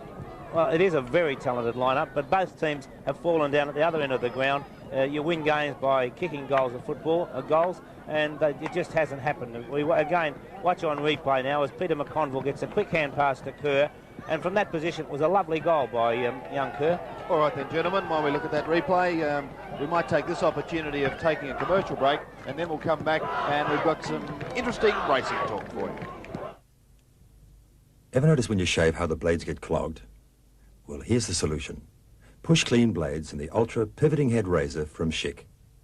Just press this bar, rinse, and the twin blades are cleaned. Ultra's pivoting head, working together with Push Clean blades, gives you a closer, smoother shave. And Push Clean blades fit G2 and contour razors. For an ultra-close, ultra-clean shave, get Ultra Pivoting Head Razor from Schick, the one with Push Clean blades. In the 60s, this country witnessed a music phenomenon, the like of which has not been equalled since. The Easy Beats Explosion. Hammered has just released this fantastic new album with their #1 smash hits. The raunchy, raw sound of their music is early new wave. This is one of the great albums of the year, out now on Hammer, The Easy Beats. Imagine a second skin for your car. After years of research, science has created it. An invisible skin that is impervious to nature, that will lock out the harsh climate in which we live and lock in your car's finish.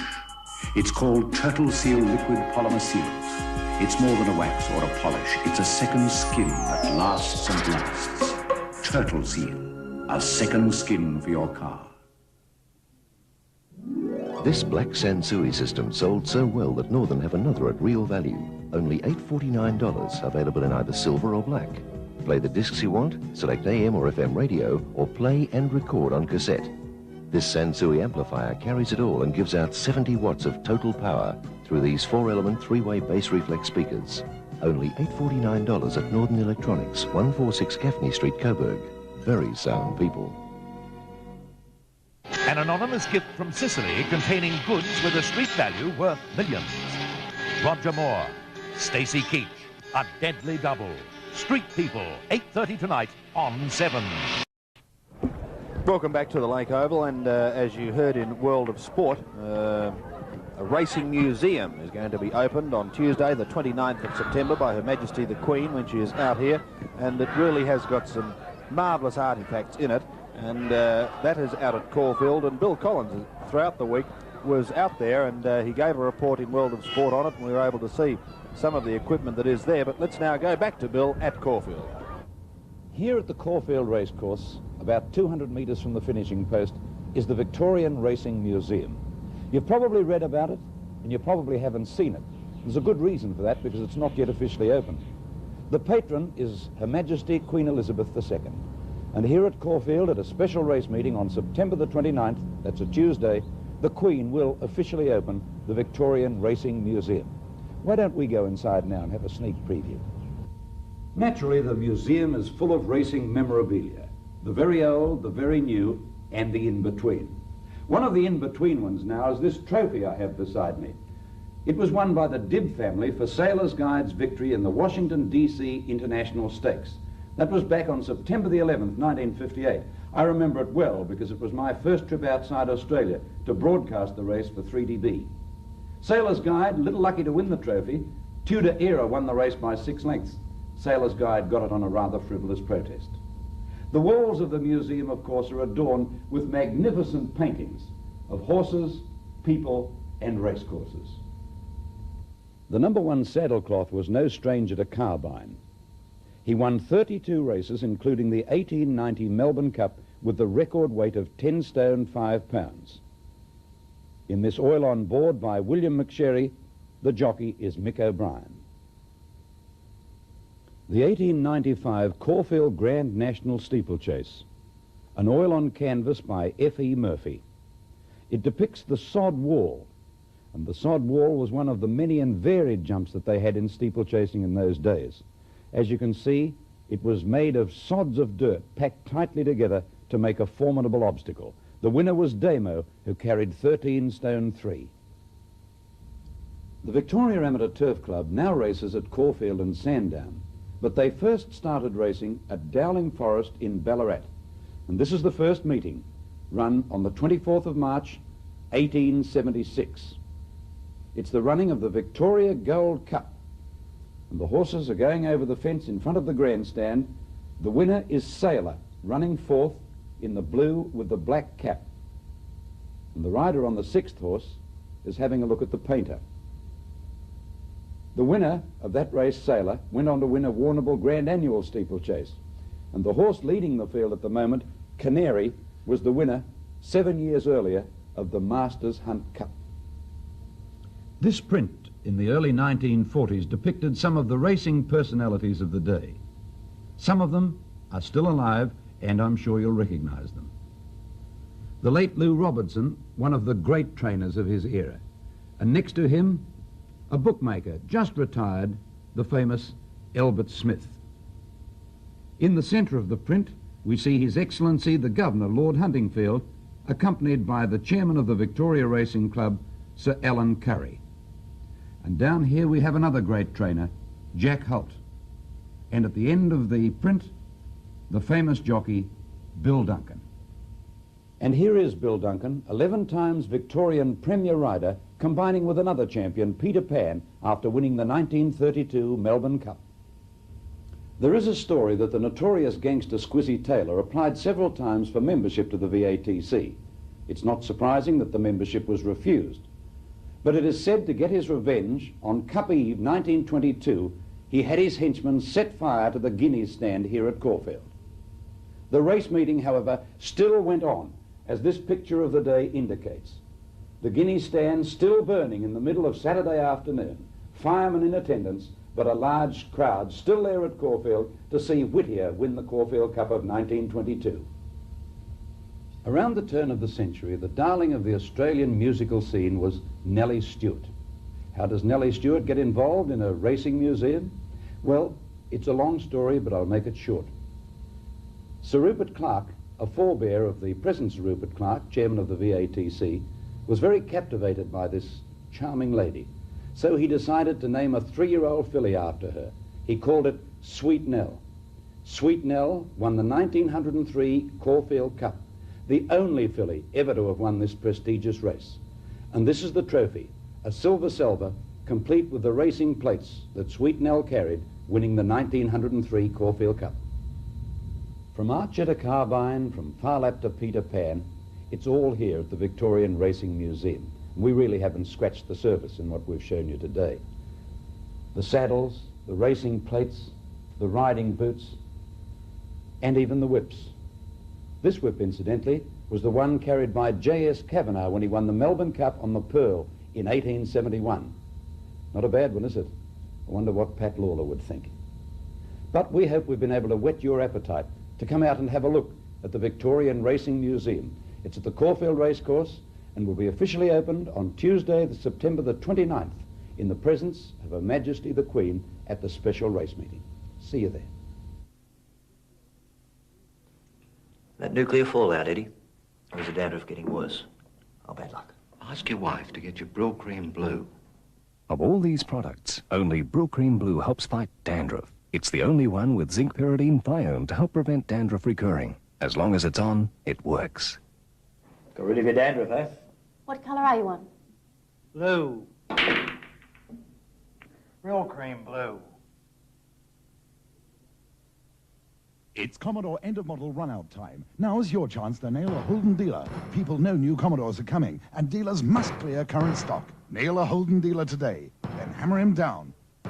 For fantastic deals, incredible trade-ins, All right, like more. huge savings All right, you win. on all Commodore sedans and wagons. Holden dealers have to give in. Nail a Holden dealer today. Hammer him down and save. DuPont present America's #1 premium car wax. Rain Dance, the one with a watertight guarantee. Guaranteed to shine longer, to bead water longer, to last longer than any other leading car wax. Or DuPont give you your money back. Rain Dance, the #1 premium car wax, guaranteed to shine longer, to bead water longer, to last longer. The Rain Dance guarantee is watertight. Available at Myer, all stores, selected Shell service stations, and all McEwen stores. Hi, Izzy Dye here. Radio Rentals, who rent the best in home entertainment equipment, offer the latest colour TVs like this new 14-inch remote control set. Ideal for bookshelf or bedroom. Only $4.62 a week. Control volume, channel, on-off from your armchair or bed.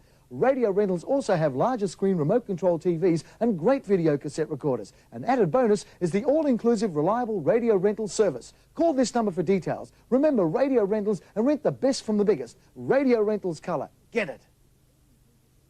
Next on That's Incredible. This mouse is alive and well and breathing liquid instead of air. The ghost of a nurse closed this hospital last year, but she still makes her rounds every night. We're in Fort Bragg, North Carolina, home of a crack parachute team. From flying dogs to the human torpedo. Next on That's Incredible, 7:30 Thursday. Welcome back to the Lake Oval, and I must admit I'm still getting over that mouse-breathing liquid. I look forward to seeing that. There you saw the half-time scores, with 1 point the difference favouring Carlton. And at this stage, gentlemen, I think we should say that with this great game of football, one of the things that does make it is the characters in the game. And many people in past weeks have said that there is no characters. Well, I'd like you to sit back and relax and have a look at this great man, Mark Jackson. The thing I like about this, that Moore's not taking much notice of him, is he? They said something, then go away, he'd drive me mad. It was like the match up in Sydney when he was playing against Gary Malarkey. Malarkey said, look at this now. Couldn't even do that properly. Gary Malarkey. He hasn't watch finished him yet. now, he hasn't finished yet. Come on, Jacko. He goes back. He'll have a nice old run up here. He'll turn.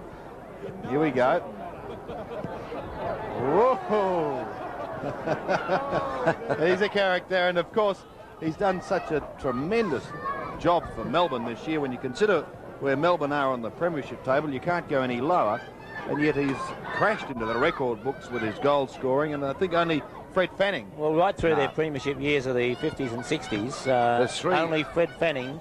Norm Smith too. Since Fred Fanning, but Norm Smith was before Fanning. Yes, that's right. That's right. Since Fred Fanning, which would be in the late 40s, he is the highest goal scorer in a season for Melbourne. Yes, it's an extraordinary achievement, and what But an he is a extraordinary character, man. isn't he? Well, I was telling you about up in Sydney when he was playing against Gary Malarkey. Malarkey rushed up at quarter time and said to Billy Goggin, for God's sake, take me off this bloke, he's driving me mad. And I've never heard of that, a league player asking to be shifted off somebody. Particularly the defender. All right, we're just about set to go. Before we do, let's have a look at the stats, though, to get an idea of how the game is going. 22 plays 17 as far as free kicks going Richmond's way.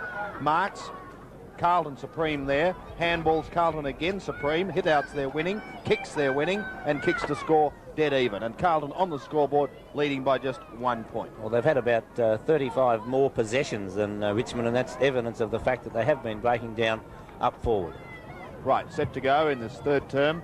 This could be the decider. Richmond very keen for a good win here to have a chance of stealing second spot on the premiership table. Ruckman, Graham Robertson, my word, he's got some fans amongst the Richmond youngsters that follow the club.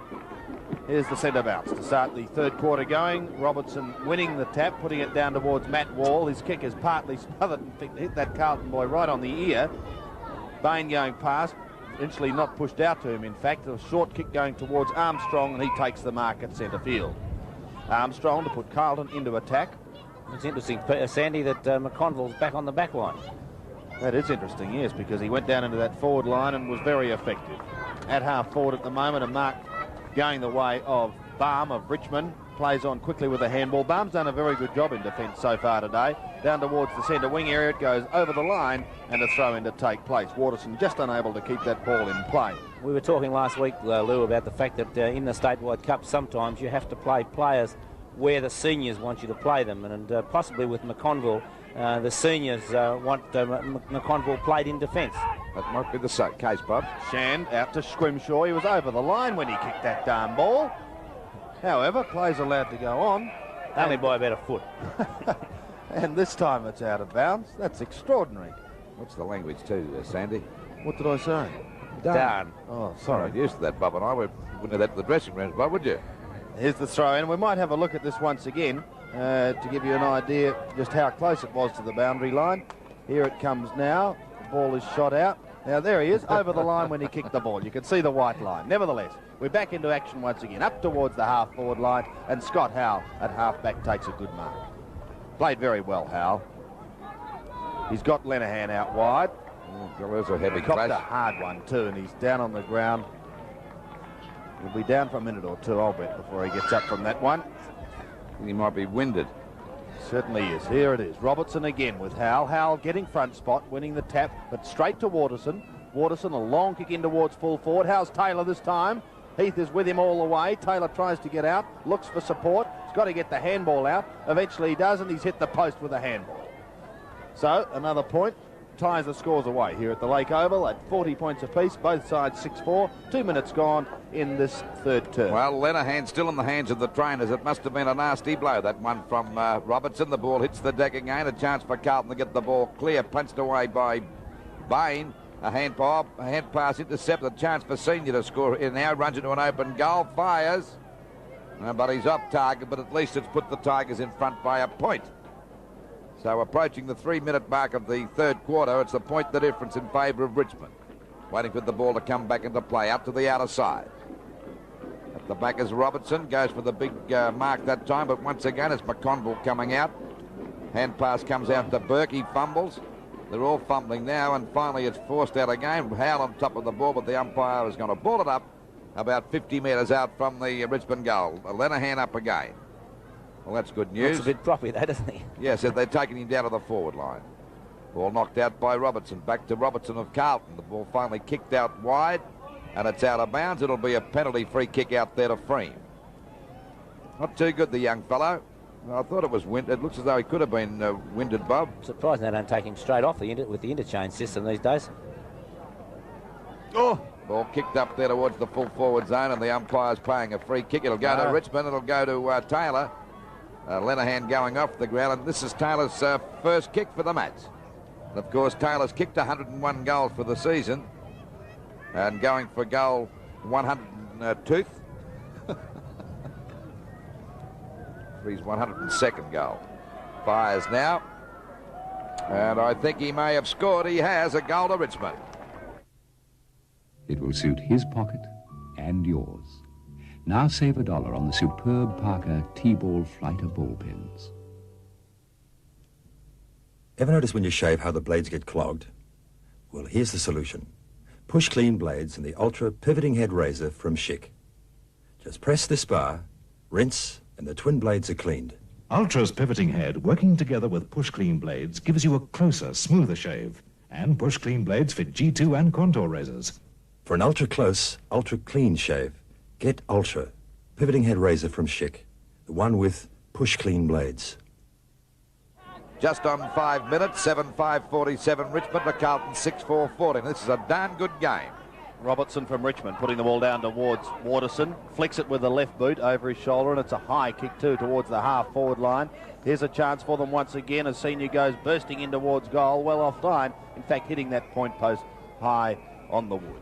Sandy, it's surprising how fortunes change in football, because Waterson and Wall are two players in the Richmond side that I can think of that about 6 or 8 weeks ago looked to have their place in the senior side firmly cemented and were playing strongly, as we see there Lenahan getting treatment by the trainers. Heath back into play once again. Robertson over the top of Howell is the good spoil. Robertson and Waterson can't control it. Now Matthew Wall, a hurried kick to half forward.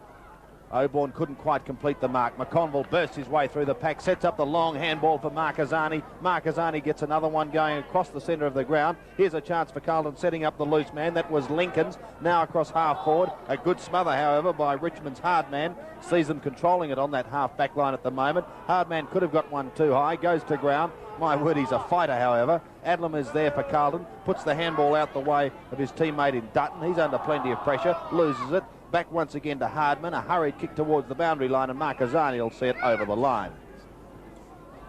Tell you what, Marquezani's been a very quiet player today, but I think he's only had one kick so far. You think maybe he didn't like being dropped last week, Lou? Well, I don't know about that.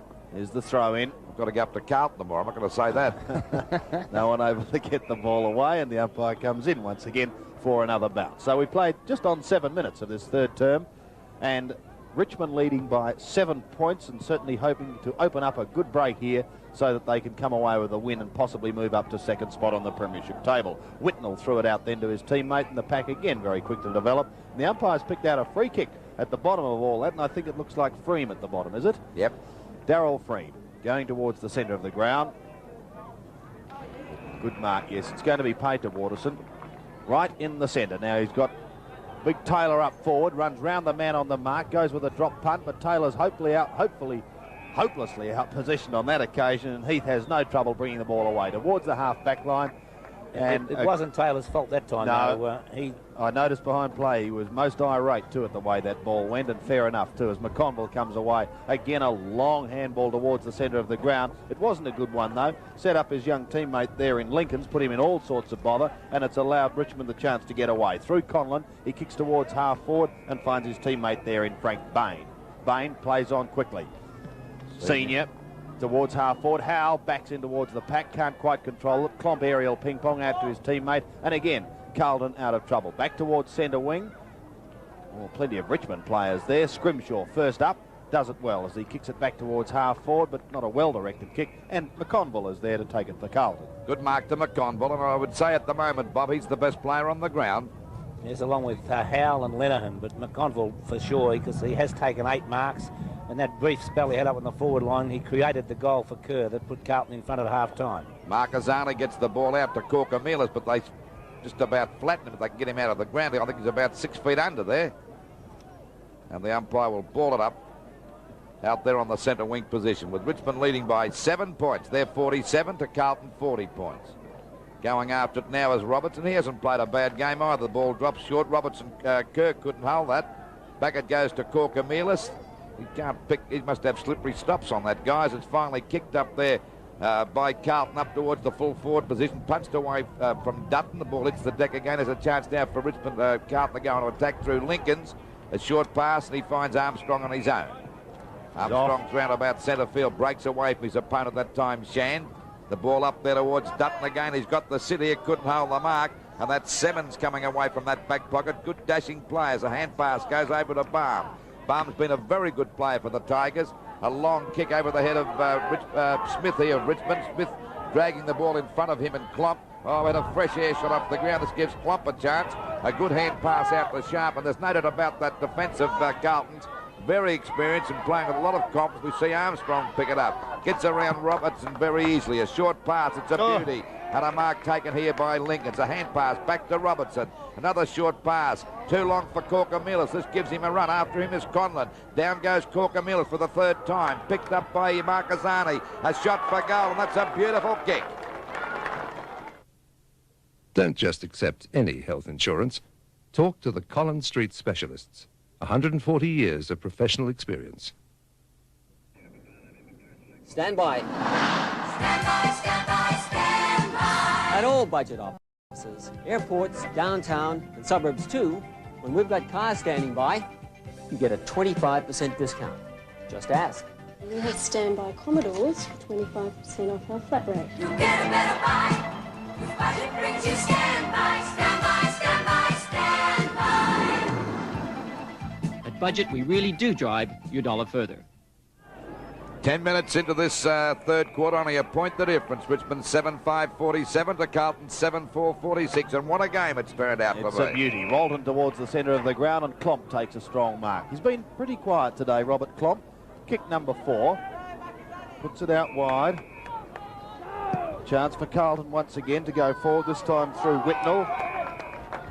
They're starting to look very good in the last couple of minutes, Carlton. Here's Dutton, who kicked a goal in the second term, and the opportunity now to put them deep into attack. I don't think he'll have the distance to get a result. Oh, it's a magnificent punt kick. Going right across the face of goal, however. No mark paid. Richmond are able to come away, this time through Ralton. The youngsters doing quite a good job. Robertson in strife, stolen once again. The Tigers out of trouble. From the half-back line, Bottoms bounces his way to the centre of the ground. Goes up towards half-forward. Klopp will be first to this ball. Can't complete the mark over, pushing it along in front of him. Eventually directs a drop punt. Oh! Some great aerial work. It looked very effective, but it wasn't at all effective. It was a shame that Bain didn't take the mark. Frank Bain, that would have been the mark of the year if he'd got that. He didn't, and Robertson has the free kick. Short to Scott Howell in the centre of the ground. Oh, Howell cops another one. Well, Frankie Bain is certainly showing great excitement out there at the moment, and Howell is in considerable trouble after a bad blood nose, or looked to be a blood nose in the first half. He could be considerably winded now. Nevertheless, they've got it on that half-forward line. Keogh a good tackle and holding the ball. Well, that was a difficult decision to give, Bob. I think play on would have been a good decision there, as you see Howell in the hands of the trainers, and it's a little bit groggy. Nevertheless, Keogh has a chance to boot his second goal and also put Carlton in front. They trail by 1 point at the moment. Keogh a goal in the second term. Let's see what he does this time with the right foot drop punt on its way. Looks very good off the boot, and he's made no mistake about it. Carlton hit the front here at the Lake Oval. Before you make a decision on your health insurance, talk to the Collins Street specialists, Manchester Unity. 140 years of professional experience. A cab driver's life is his car, and his car's performance depends on his wheels. Computerline takes the guesswork out of wheel alignment. Computerline, the original and only dynamic wheel alignment centers. There are many reasons why your car's wheels should be correctly aligned: to reduce tire wear, for safer non-sway braking, greater car control, easier handling, and improved fuel economy. Computerline, the wheel alignment centers. Look for the Computerline sign or phone Computerline now. Great game here at the Lake Oval. Seesawing lead with Carlton 8-4-52, leading Richmond 7-5-47. Well, the Blues are in front by 5 points, and no doubt their senior experience is telling on the younger Tigers. Up she goes, knocked out by Robertson, kicked up there by Whitnell over the centre half-forward position. Keogh lost sight of that one. It hits the deck. There's a chance now for Simmons to get out, but he's slung to the ground by Dutton. And the umpire said, hold in the man. Dutton not too happy about it. Free kick to Simmons, and one thing about Simmons, he certainly is a goer. Oh, word, he burrowed in for that one. Where does he come from, Bob? He's a Tasmanian. Oh, I should expect it. They all have a go down there in Tassie. The Simmons kicks the ball out wide. Over that half back line, a chance. Oh, a good mark to Sharp. I was rather surprised to see this fella drop from the side in the early part of the year, because he played some good games with the seniors. Sharp. A long kick up there towards the full forward position. They all fly. No one takes the mark. It hits the deck. There we see coming out now is Dutton, but the umpire's found a free kick. It'll go to Barr. No, Hardman. Hardman takes that free kick at the full-back position. Shoots it up over the centre half-back. Robertson tries to grab the mark. That's Robertson of Carlton tapping it onto Whitnell. He actually threw that out. And Armstrong coming in takes a mark, and a chance now for Carlton to put another score on the board. He's yet to score a goal, Armstrong. Player that's played over 200 games for Carlton and put in some great ones too. And a great player for Carlton, one of their most prolific kick getters, Bob.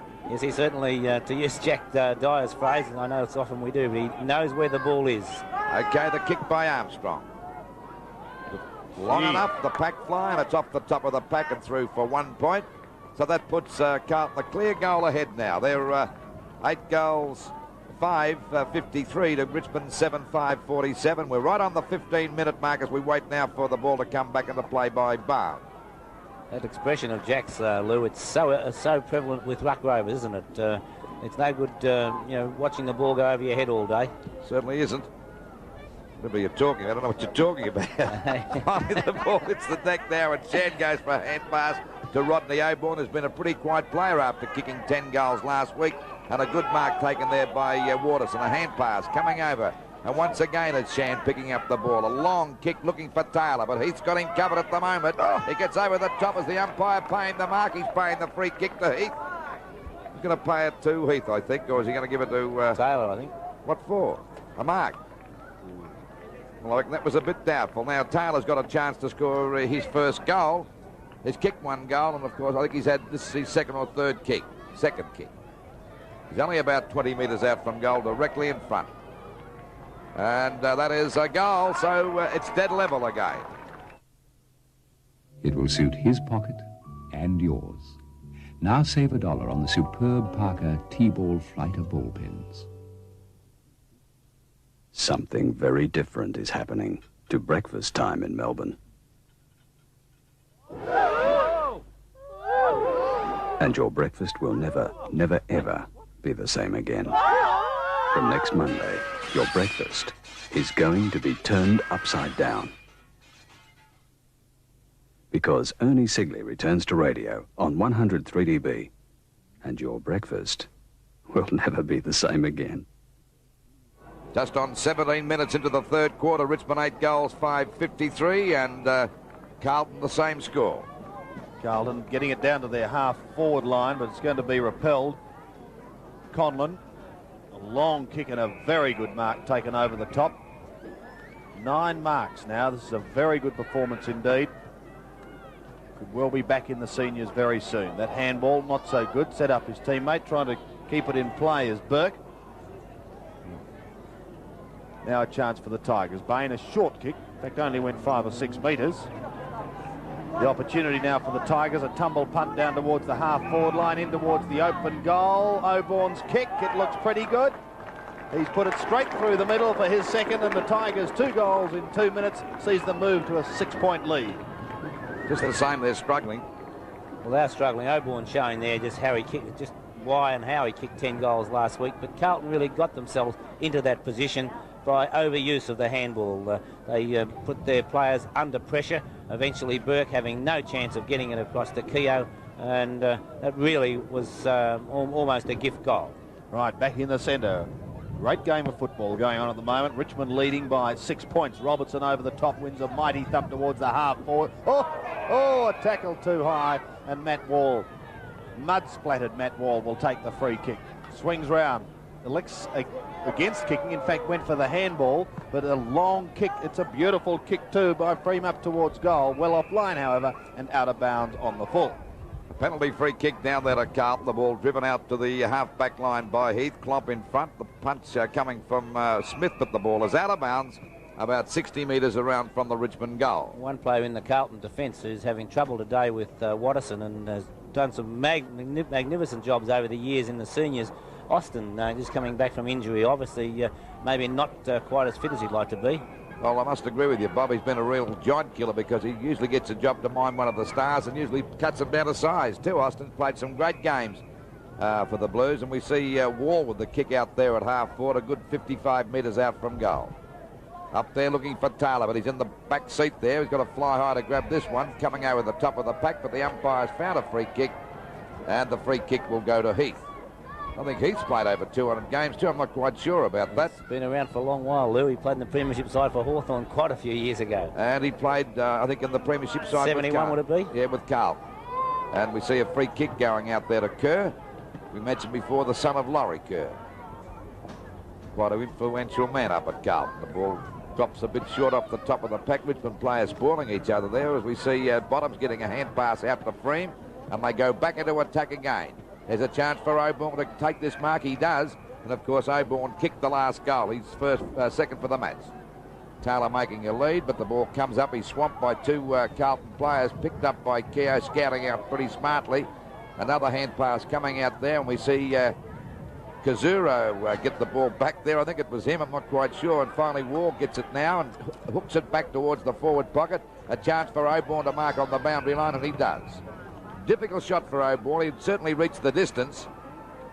Let's see what he can do with the kick. It's up there towards the goals. Doesn't quite make the distance. That's a good mark by Adler. It's a likely sort of a player, this fella too, Bob. He's taking some nice marks if they can, get him onto the weights over the summer and put a bit of strength into him. He certainly has taken some good marks. Well, he's a big, tall fellow. I reckon he'll be about 6'6". 15-metre penalty. The score at the moment, 9-5-59 Richmond to Carlton 8-5-53, and we're just over the 20-minute mark of the third quarter. All in the centre of the ground at the moment. Carlton looking to go forward once again through Whitnell. Drop punt up towards the half-forward line. In fact, that kick came from Kerr. Chance now for Armstrong. Some good shepherding allows him plenty of time. He could have a bounce if he wanted to. Elects to go with the drop punt up towards half-forward. No one able to take control of it. Barmer's at the back. Got a bit of a push, so he thought, if they could push, I can throw. And he did. Throws it towards the boundary line. Still kept in play, and the umpire will come in and have a bounce.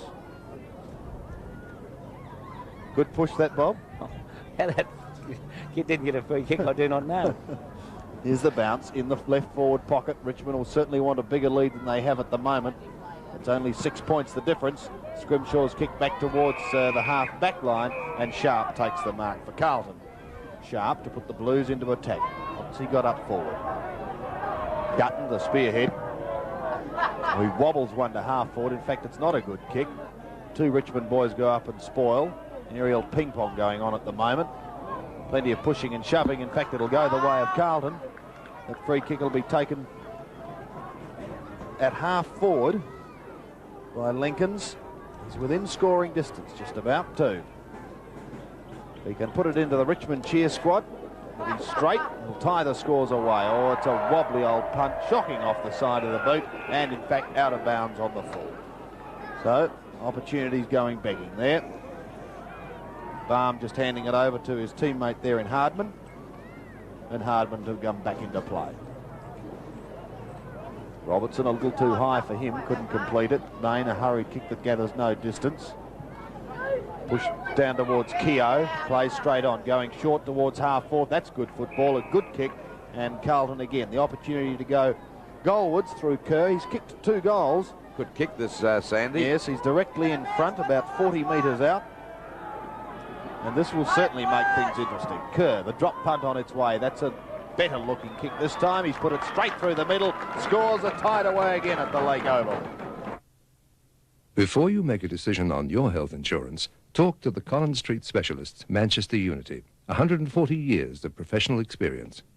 Hi, Izzy Dye here. Radio Rentals, who rent the best in home entertainment equipment, offer the latest colour TVs like this new 14-inch remote control set. Ideal for bookshelf or bedroom. Only $4.62 a week. Control volume, channel, on-off from your armchair or bed. Radio Rentals also have larger screen remote control TVs and great video cassette recorders. An added bonus is the all-inclusive reliable Radio Rentals service. Call this number for details. Remember Radio Rentals and rent the best from the biggest. Radio Rentals Colour. Get it. Welcome back to the Lake Oval, and you're catching the action here live on 7. Another goal on the board to Oborne, so a quick reply for Richmond, and that's Oborne's 3rd goal. He's kicked 2 in this term, 1 in the first term, and once again, we'll have a look at it in replay and special comments from Bob Skilton. Well, Oborne again really showing how dangerous he is, and even when Rodney Oborne was at Collingwood, he was always dangerous around goals, a very effective forward player, and in the Statewide Cup, he certainly is most dangerous and will be effective throughout the final series for Richmond. Richmond, with their 6-point lead at the moment, will be desperately trying to hang on to it, but it's the senior players of Carlton that really are holding them together. McConville's been great at half-back, and Carlton may miss Howell, who's gone off the ground. It'll be interesting to see whether he comes back or not, but young Adlam has done a reasonable job as a replacement so far anyway. And Simmons taking the ball away and over the boundary line, should get a free kick for pushing the back. But Keogh has been a good player for Carlton. As I mentioned, McConville, and they've had Klomp hasn't had a lot of kicks himself, but he certainly has stopped Smith. But around the ground, the senior players for Carlton have done a great job. As we see Simmons kick towards the half-back line, we say farewell to Bobby Skilton, and thank you, Robert, for your comments throughout the day. Sandy. Yes, you can put those down now. Bob's unfortunately got to leave us to catch a plane. Have a good trip as we see Shan get it across to Scrimshaw. The Tigers out of defence once again. Scrimshaw having a bounce, goes over the centre. Now he accelerates, goes with a drop punt pass towards Taylor, who takes a good mark, and that's a beautiful piece of football. And Taylor will have a shot only 25 metres out. He's been a little frustrated today, showing the football to his opposition. But I venture to say he should concentrate on kicking goals at the moment. The Tigers lead by only 6 points. They desperately want this one to go to a 12-point break. We're going into time on, and he's missed. 1 point only, and that could be a very telling kick for goal. So the margin is 7 points. There you can see the scores, 10-6-66, Carlton 9-5-59, as I said, into time on in this third term. Well, Sandy, we're at the 26-minute mark as we wait now for Heath to bring the ball back into play, and it certainly turned out to be a great game, this one. And, of course, Carlton senior players are doing a great job, particularly down there in defence. And talking about senior players, this fella's had a great day, 10 marks, and no doubt, in my opinion, the best player on the ground. That's McConville. Ball knocked out that time by Corcamilas, picked up by Lincolns. His kick is over half forward. It's a good one. Kerr comes in to meet it. A good hand pass. It's a bit too long, actually. But it'll bounce okay for Roberts if he's quick enough. Picks it up nicely. Has a snapshot for goal. But he's off target. And it's through for 1 point. So it's Carlton 9 goals, 6-60. Still a goal the difference. Carlton 10-6-66. Well, I think you must agree, the people that are home watching this direct telecast through Channel 7, it's a darn good game, and the stand has been very, very high indeed. And full marks to the groundsmen here at South Melbourne. The ground is in excellent condition considering the amount of rain we've had. Quite right, Lou. And that's why we're seeing good football by both these sides. Robertson drops the mark. Coming in to meet it as Wall. Robertson goes after it again, falls on top of it, and the umpire said he'll get a free kick. Robertson out there at half-back. See all the big wigs there for Carlton. David Parkins there. He'd be watching a lot of these senior players because he said on World of Sport today he wants a full list as we see Mervyn Kane get a hand pass over to Scrimshaw. He decides to go for a bit of a run. The second bounce. Now he'll drive that up there to Taylor. Taylor's good enough with Heath in his back. He's hanging on like nobody's business, but the umpires ignored it. Picked up by McConville again. A clearing kick out there towards Austin, and he takes a great mark there in defence at half-back. A hand pass back there to Keogh. Over to Burke. Oh, bad kick. Well smothered that time by Bottoms, and the ball is out of bounds. Out of bounds on the centre wing position. There's David Parkin. And, of course, in the other box at Richmond, we've got Francis Burke and Tony Gill watching his side. The ball knocked back again. Finally picked up by Conlon out there at half-back for Richmond. The ball shot over the half-forward line. The pack set themselves. Oh, there's a beautiful mark to Smith. And Smith would be about 50 metres out from goal. Quickly plays on, looking there for, Oborne ducked his head that time. This allowed Heath to come in. Going after with Heath as senior, he's put off balance. Heath with a bit more experience takes the ball away, gets a hand pass back to Keogh. Another one over here, and we see Armstrong get a good hand pass back to Whitlam with his grab. There's a bit of a box on behind play. Look at them having a ding-dong battle there. Some bloke's trying to pull Freem's nose up. I think, is it Freem or Smith? But the umpire's holding up play there at half-forward, and the score at the moment is Richmond 10-6-66 to Carlton 9-6-60, and we're at the 29-minute mark of this, the third quarter. Very close to siren time. Players have sorted themselves out, and we're back virtually in the centre now after that little dust-up in the forward zone.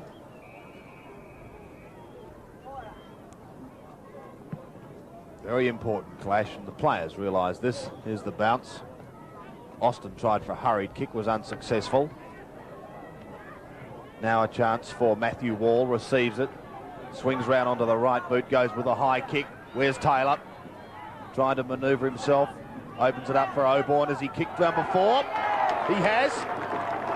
And that's a very handy goal indeed for Richmond as they move to 11-6-72, a 12-point break now over Carlton, who are 9-6-60. And Lou, let's have a look at this in replay, but what a time to kick one. Nutted about Oborne. He's got tremendous goal sense, and that was a beautiful left foot snap for goal. Had a good quarter, Lou. He's kicked 3 goals this term. Well, he's been down for most of the match, but I still think that lead is not good enough because that breeze is pretty strong, and Carlton will be kicking to that end in the last quarter. And, of course, Carlton have got that tremendous backline, which is playing great football up to this stage of the game. Certainly augurs well for a great final quarter, which, of course, you'll be seeing live on Channel 7. From the centre bounce, let's see who can take it away. McConville was in there battling his heart out, couldn't do so. A high kick going towards half-forward as Waterson marks.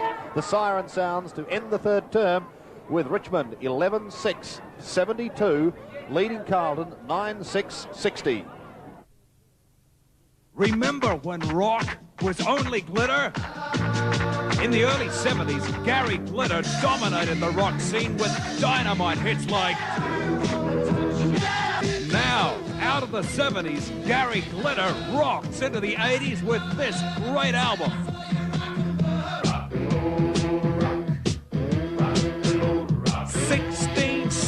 hits, out now on record or cassette. Ever notice when you shave how the blades get clogged? Well, here's the solution. Push clean blades in the Ultra pivoting head razor from Schick. Just press this bar, rinse, and the twin blades are cleaned. Ultra's pivoting head, working together with Push Clean blades, gives you a closer, smoother shave. And Push Clean blades fit G2 and contour razors.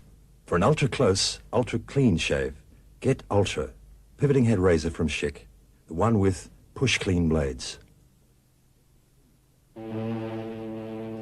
Now that the Mingwa is here, cruising isn't quite the same. So come aboard the Mingwa and be prepared for something different. Like a cabin steward who brings you tea each morning and lets you win at Kung Fu in the afternoon. Or an assistant purser who beats everybody at ping pong. Except the captain. Experience the warmth and culture of China. Mingwa, the friendship. It puts a different face on cruising. Every Ultra tune is conducted with precision equipment in expert hands. And the Ultra price includes up to 10 new parts plus a 6-month or 9,000 kilometre guarantee. For just $39.90, we give you Australia's #1 tune.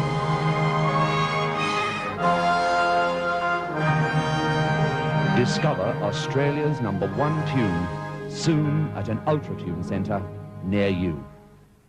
An exclusive call girl racket with very exclusive clientele. And they call on Doyle, CI5 for help. The Professionals, 8:30 Tuesday on 7.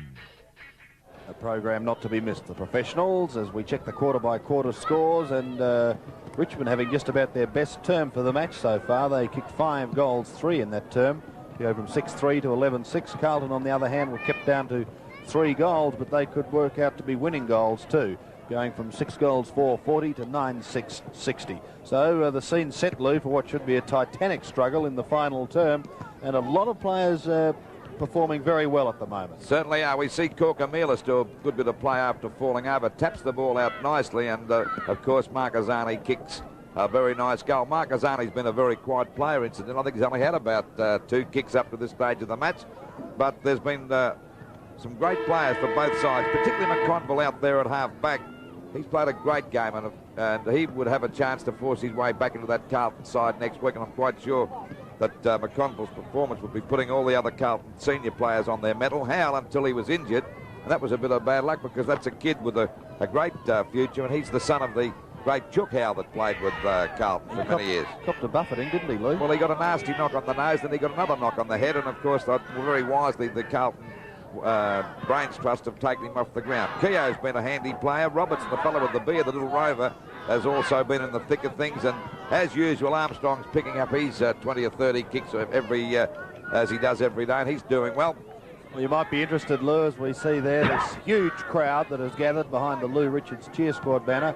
Thank you, Sandy. That's a credit to you, Lou. Well, I'd just say this, and we'll see a goal by Oborn as Wall kicks the ball out of the pack, and Oborn takes this mark, and a marvellous kick for goal. Oborn doesn't miss at all, right through the middle. But what football would be without these kids that are at football, the cheer squads, and they all do a great job. I know that it's a great honour for kids from Richmond to put up a Lou Richard cheer squad, which would give Jack Dyer a little bit of a green eye, I should imagine. But without these kids in football, well, the football future would be nothing. Sandy, would I quite agree with you, Lou. Yes, they certainly do make the game. And speaking of kids, I must just inform my son Ben that it is Spiro Corkamilus. No Cheerios? No. We're going to have a commercial break. Hey, Jono, I'm going to get my dad something ace for Father's Day. It's a record album with songs about all the famous footballers. Every time he plays it, he'll think of all those champions he's seen. And he'll think of me because it's my present. It's called The Songs of Football's Greatest Sons, and I reckon I'll be Dad's favourite son. But in Aussie football's Hall of Fame, my memory brings back every name. Why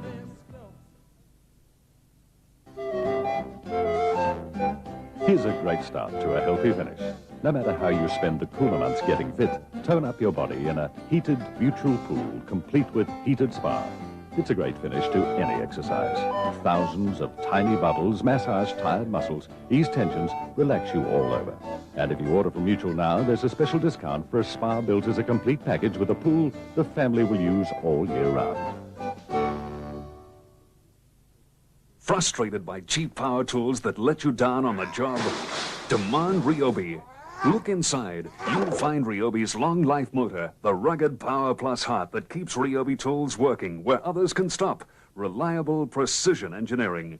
So demand Ryobi, because when it's Ryobi, it's built to last and built for work. They won't let you down. Ryobi Impact Drill, now $95 at Stebbins, Genco and Central Power Tools. Imagine a second skin to your car. After years of research, science has created it. An invisible skin that is impervious to nature, that will lock out the harsh climate in which we live and lock in your car's finish. It's called Turtle Seal Liquid Polymer Sealants. It's more than a wax or a polish. It's a second skin that lasts and lasts. Turtle Seal, a second skin for your car.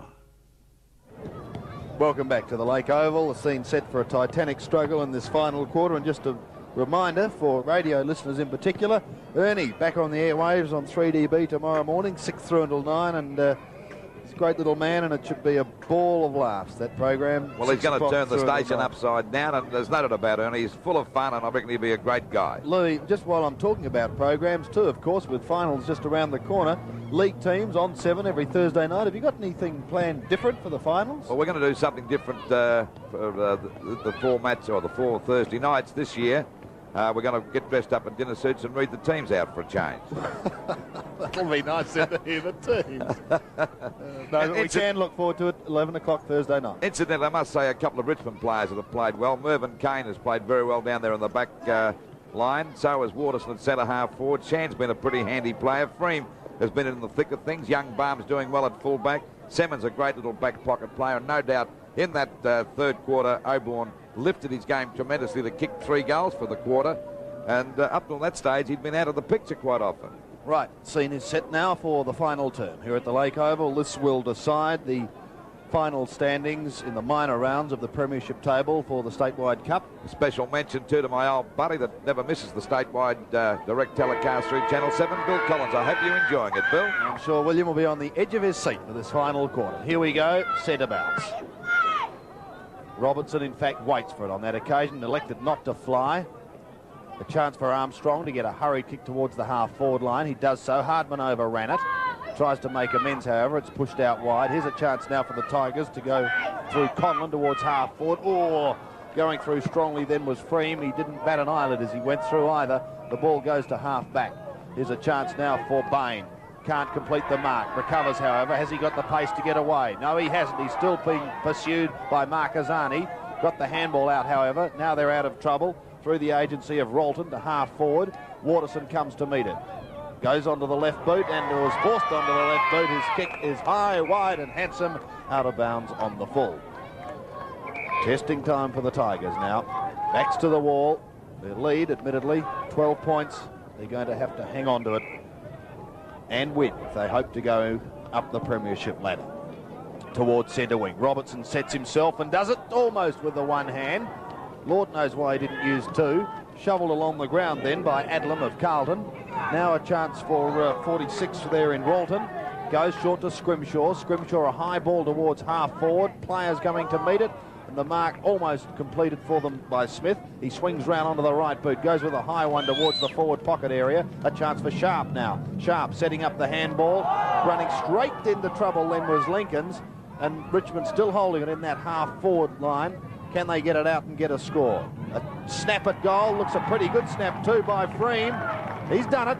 He's kicked 3 goals now. And what a handy start for Freem and Richmond in this final term. Don't just accept any health insurance. Talk to the Collins Street specialists. 140 years of professional experience. Northern Electronics put the squeeze on this Pioneer professional system. This analog tuner is squeezed to 8 centimetres deep. Now in much less space you have tuner, amplifier, cassette deck. Add Pioneer's twin suspension turntable, 3-way bass reflex speakers and you have unbeatable value. Check. Easy read tuner, total power of 50 watts and feather touch controls on the metal capable cassette deck. Squeezed to only $7.99 at Northern Electronics, 146 Gaffney Street, Coburg. Very sound people.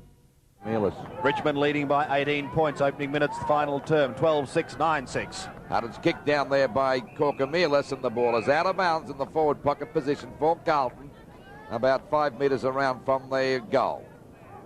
So they're trailing by 18 points at the moment, but they're kicking with the breeze in this last quarter. And it's been a ding-dong struggle up to this stage of the match.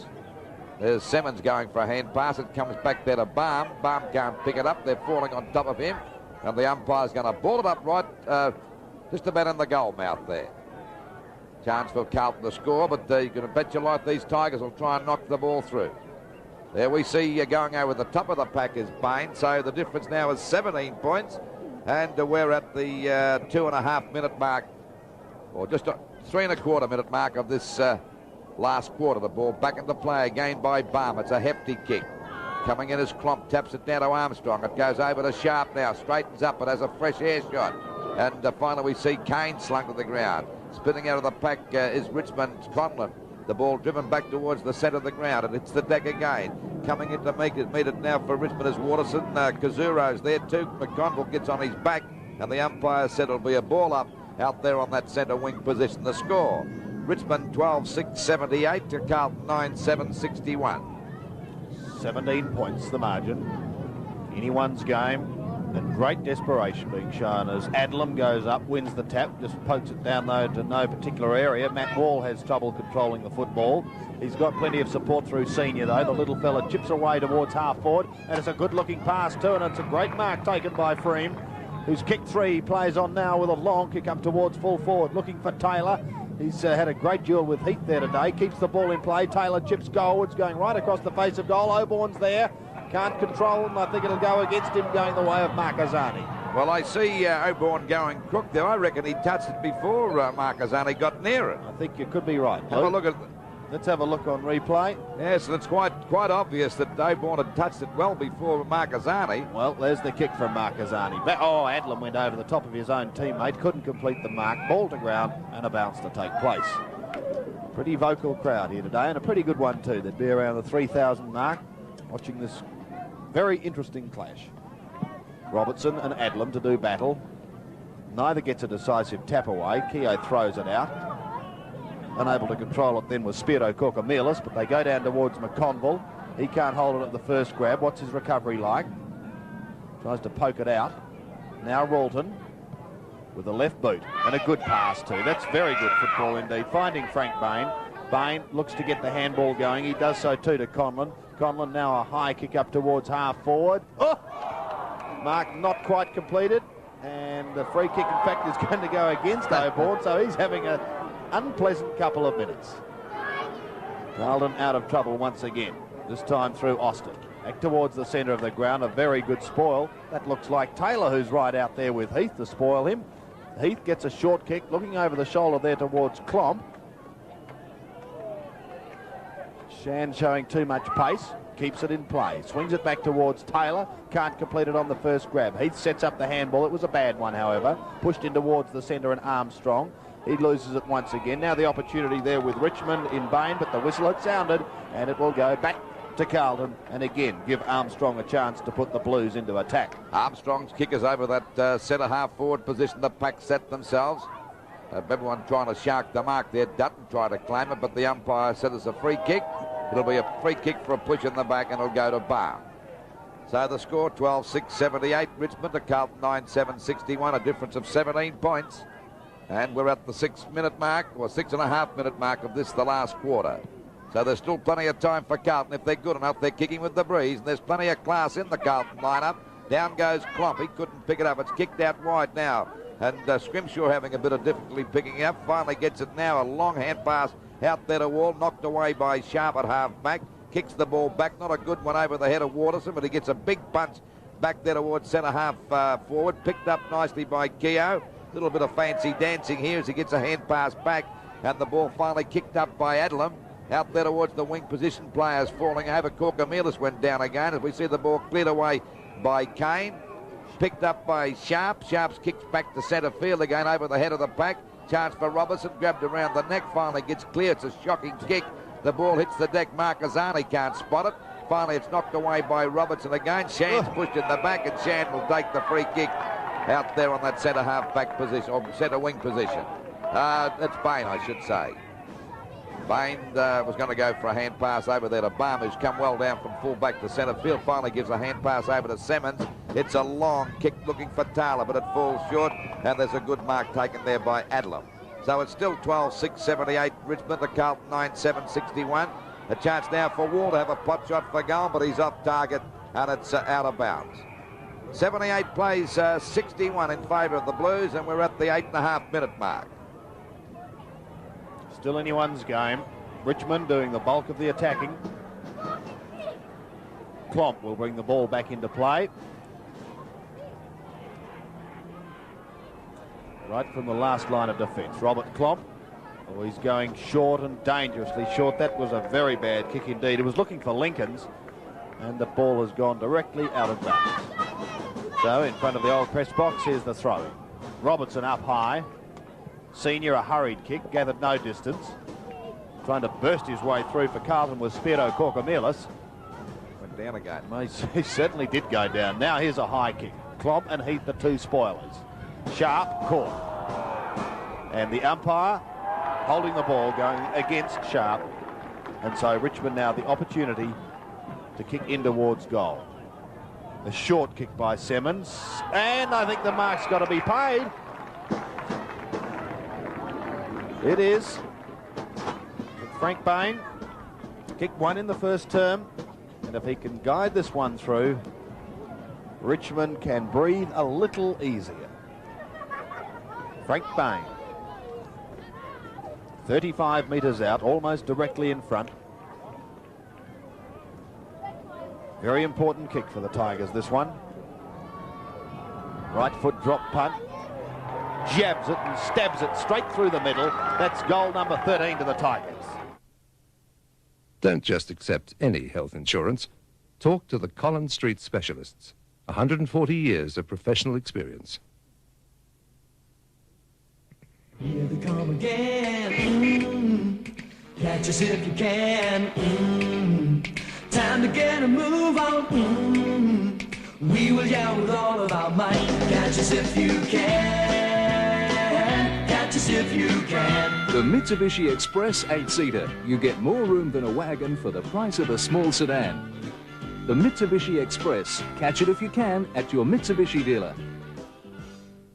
10 minutes gone, final term. Richmond 13-6-84, leading Carlton 9-7-61. 23 points the difference in favour of the Tigers, but the Blues are not giving up. There we see Whitnell drive the ball over the half-forward line, but Bottoms is in the way to take a nice mark in between half-back and the back pocket position for the Tigers.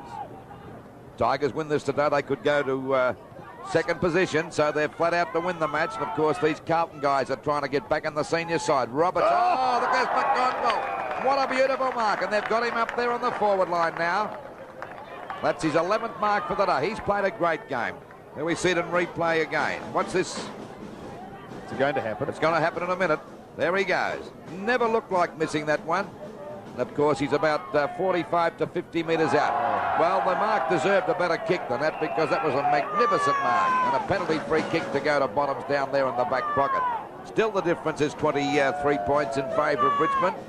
The ball shot back there towards that half-back line. McConville there, Robertson flies, but McConville's got it again. Mark number 12, but he plays on. I think the umpire might have called play on then as McAvoy tries to pick it up. It's Freem going for a hand pass. And the ball finally driven up there by the Tigers. Coming in to meet it now is Bain, but he's beaten for the ball by Burke, but Burke's too slow. And Bottoms, Scrimshaw tries to get through the pack. Umpire said he had no hope of getting rid of it, and there'll be a ball up at centre half forward for Carlton. It's about 60 metres out from their goal. They badly need one. They're going to be in this match, because we're at the just on the 12-minute mark. Ball hits the deck again. There we see Sharp getting it out to Armstrong. A kick wide out towards that half-forward line. Dutton and Baum having a great battle, but the umpire said there'll be a free kick, and the free kick will go to Baum out at half-back. And incidentally, Sandy hasn't played a bad game either. Done a very good job, Craig Baum. Up towards centre wing. Again, the big fly came from Carlton's Kazuro. Unable to complete it, and it goes over the line. So, centre wing, outer side of the ground. Actually, it wasn't quite out. The umpires decided on a ball up. Waterson is number 12. Won by Graham Robertson, who's rucked pretty well today. Across to Waterson, a long kick up towards the forward line. Pushed away by Heath. Can Carlton get it down the other end and see if they can score? Waterson in trouble. Gets it across to his teammate there in Bain, who's kicked 2 goals. A high kick by Bain finds Taylor. Right in front, 25 metres out. And this could sound the death knock for Carlton. He's kicked 2 for a season tally of 103. What can he do with this one? Drop punt on its way. He's now kicked 104 goals for the season. That nuclear fallout, Eddie? Or is the dandruff getting worse? Oh, bad luck. Ask your wife to get you Brill Cream Blue. Of all these products, only Brill Cream Blue helps fight dandruff. It's the only one with zinc pyridine thione to help prevent dandruff recurring. As long as it's on, it works. Got rid of your dandruff, eh? What colour are you on? Blue. Brill Cream Blue. 14 minutes into the last quarter, and the Tigers doing it well at the moment. 14-6-90 to Carlton 9-7-61. Sharp unable to control it in the centre. One of our other fans that never misses one of the statewide Cup matches is Rolo Roylance. I certainly hope that he's enjoying the match today. Yes, I understand Rolo has an interest in it. Yes, he always likes it. Here's the ball.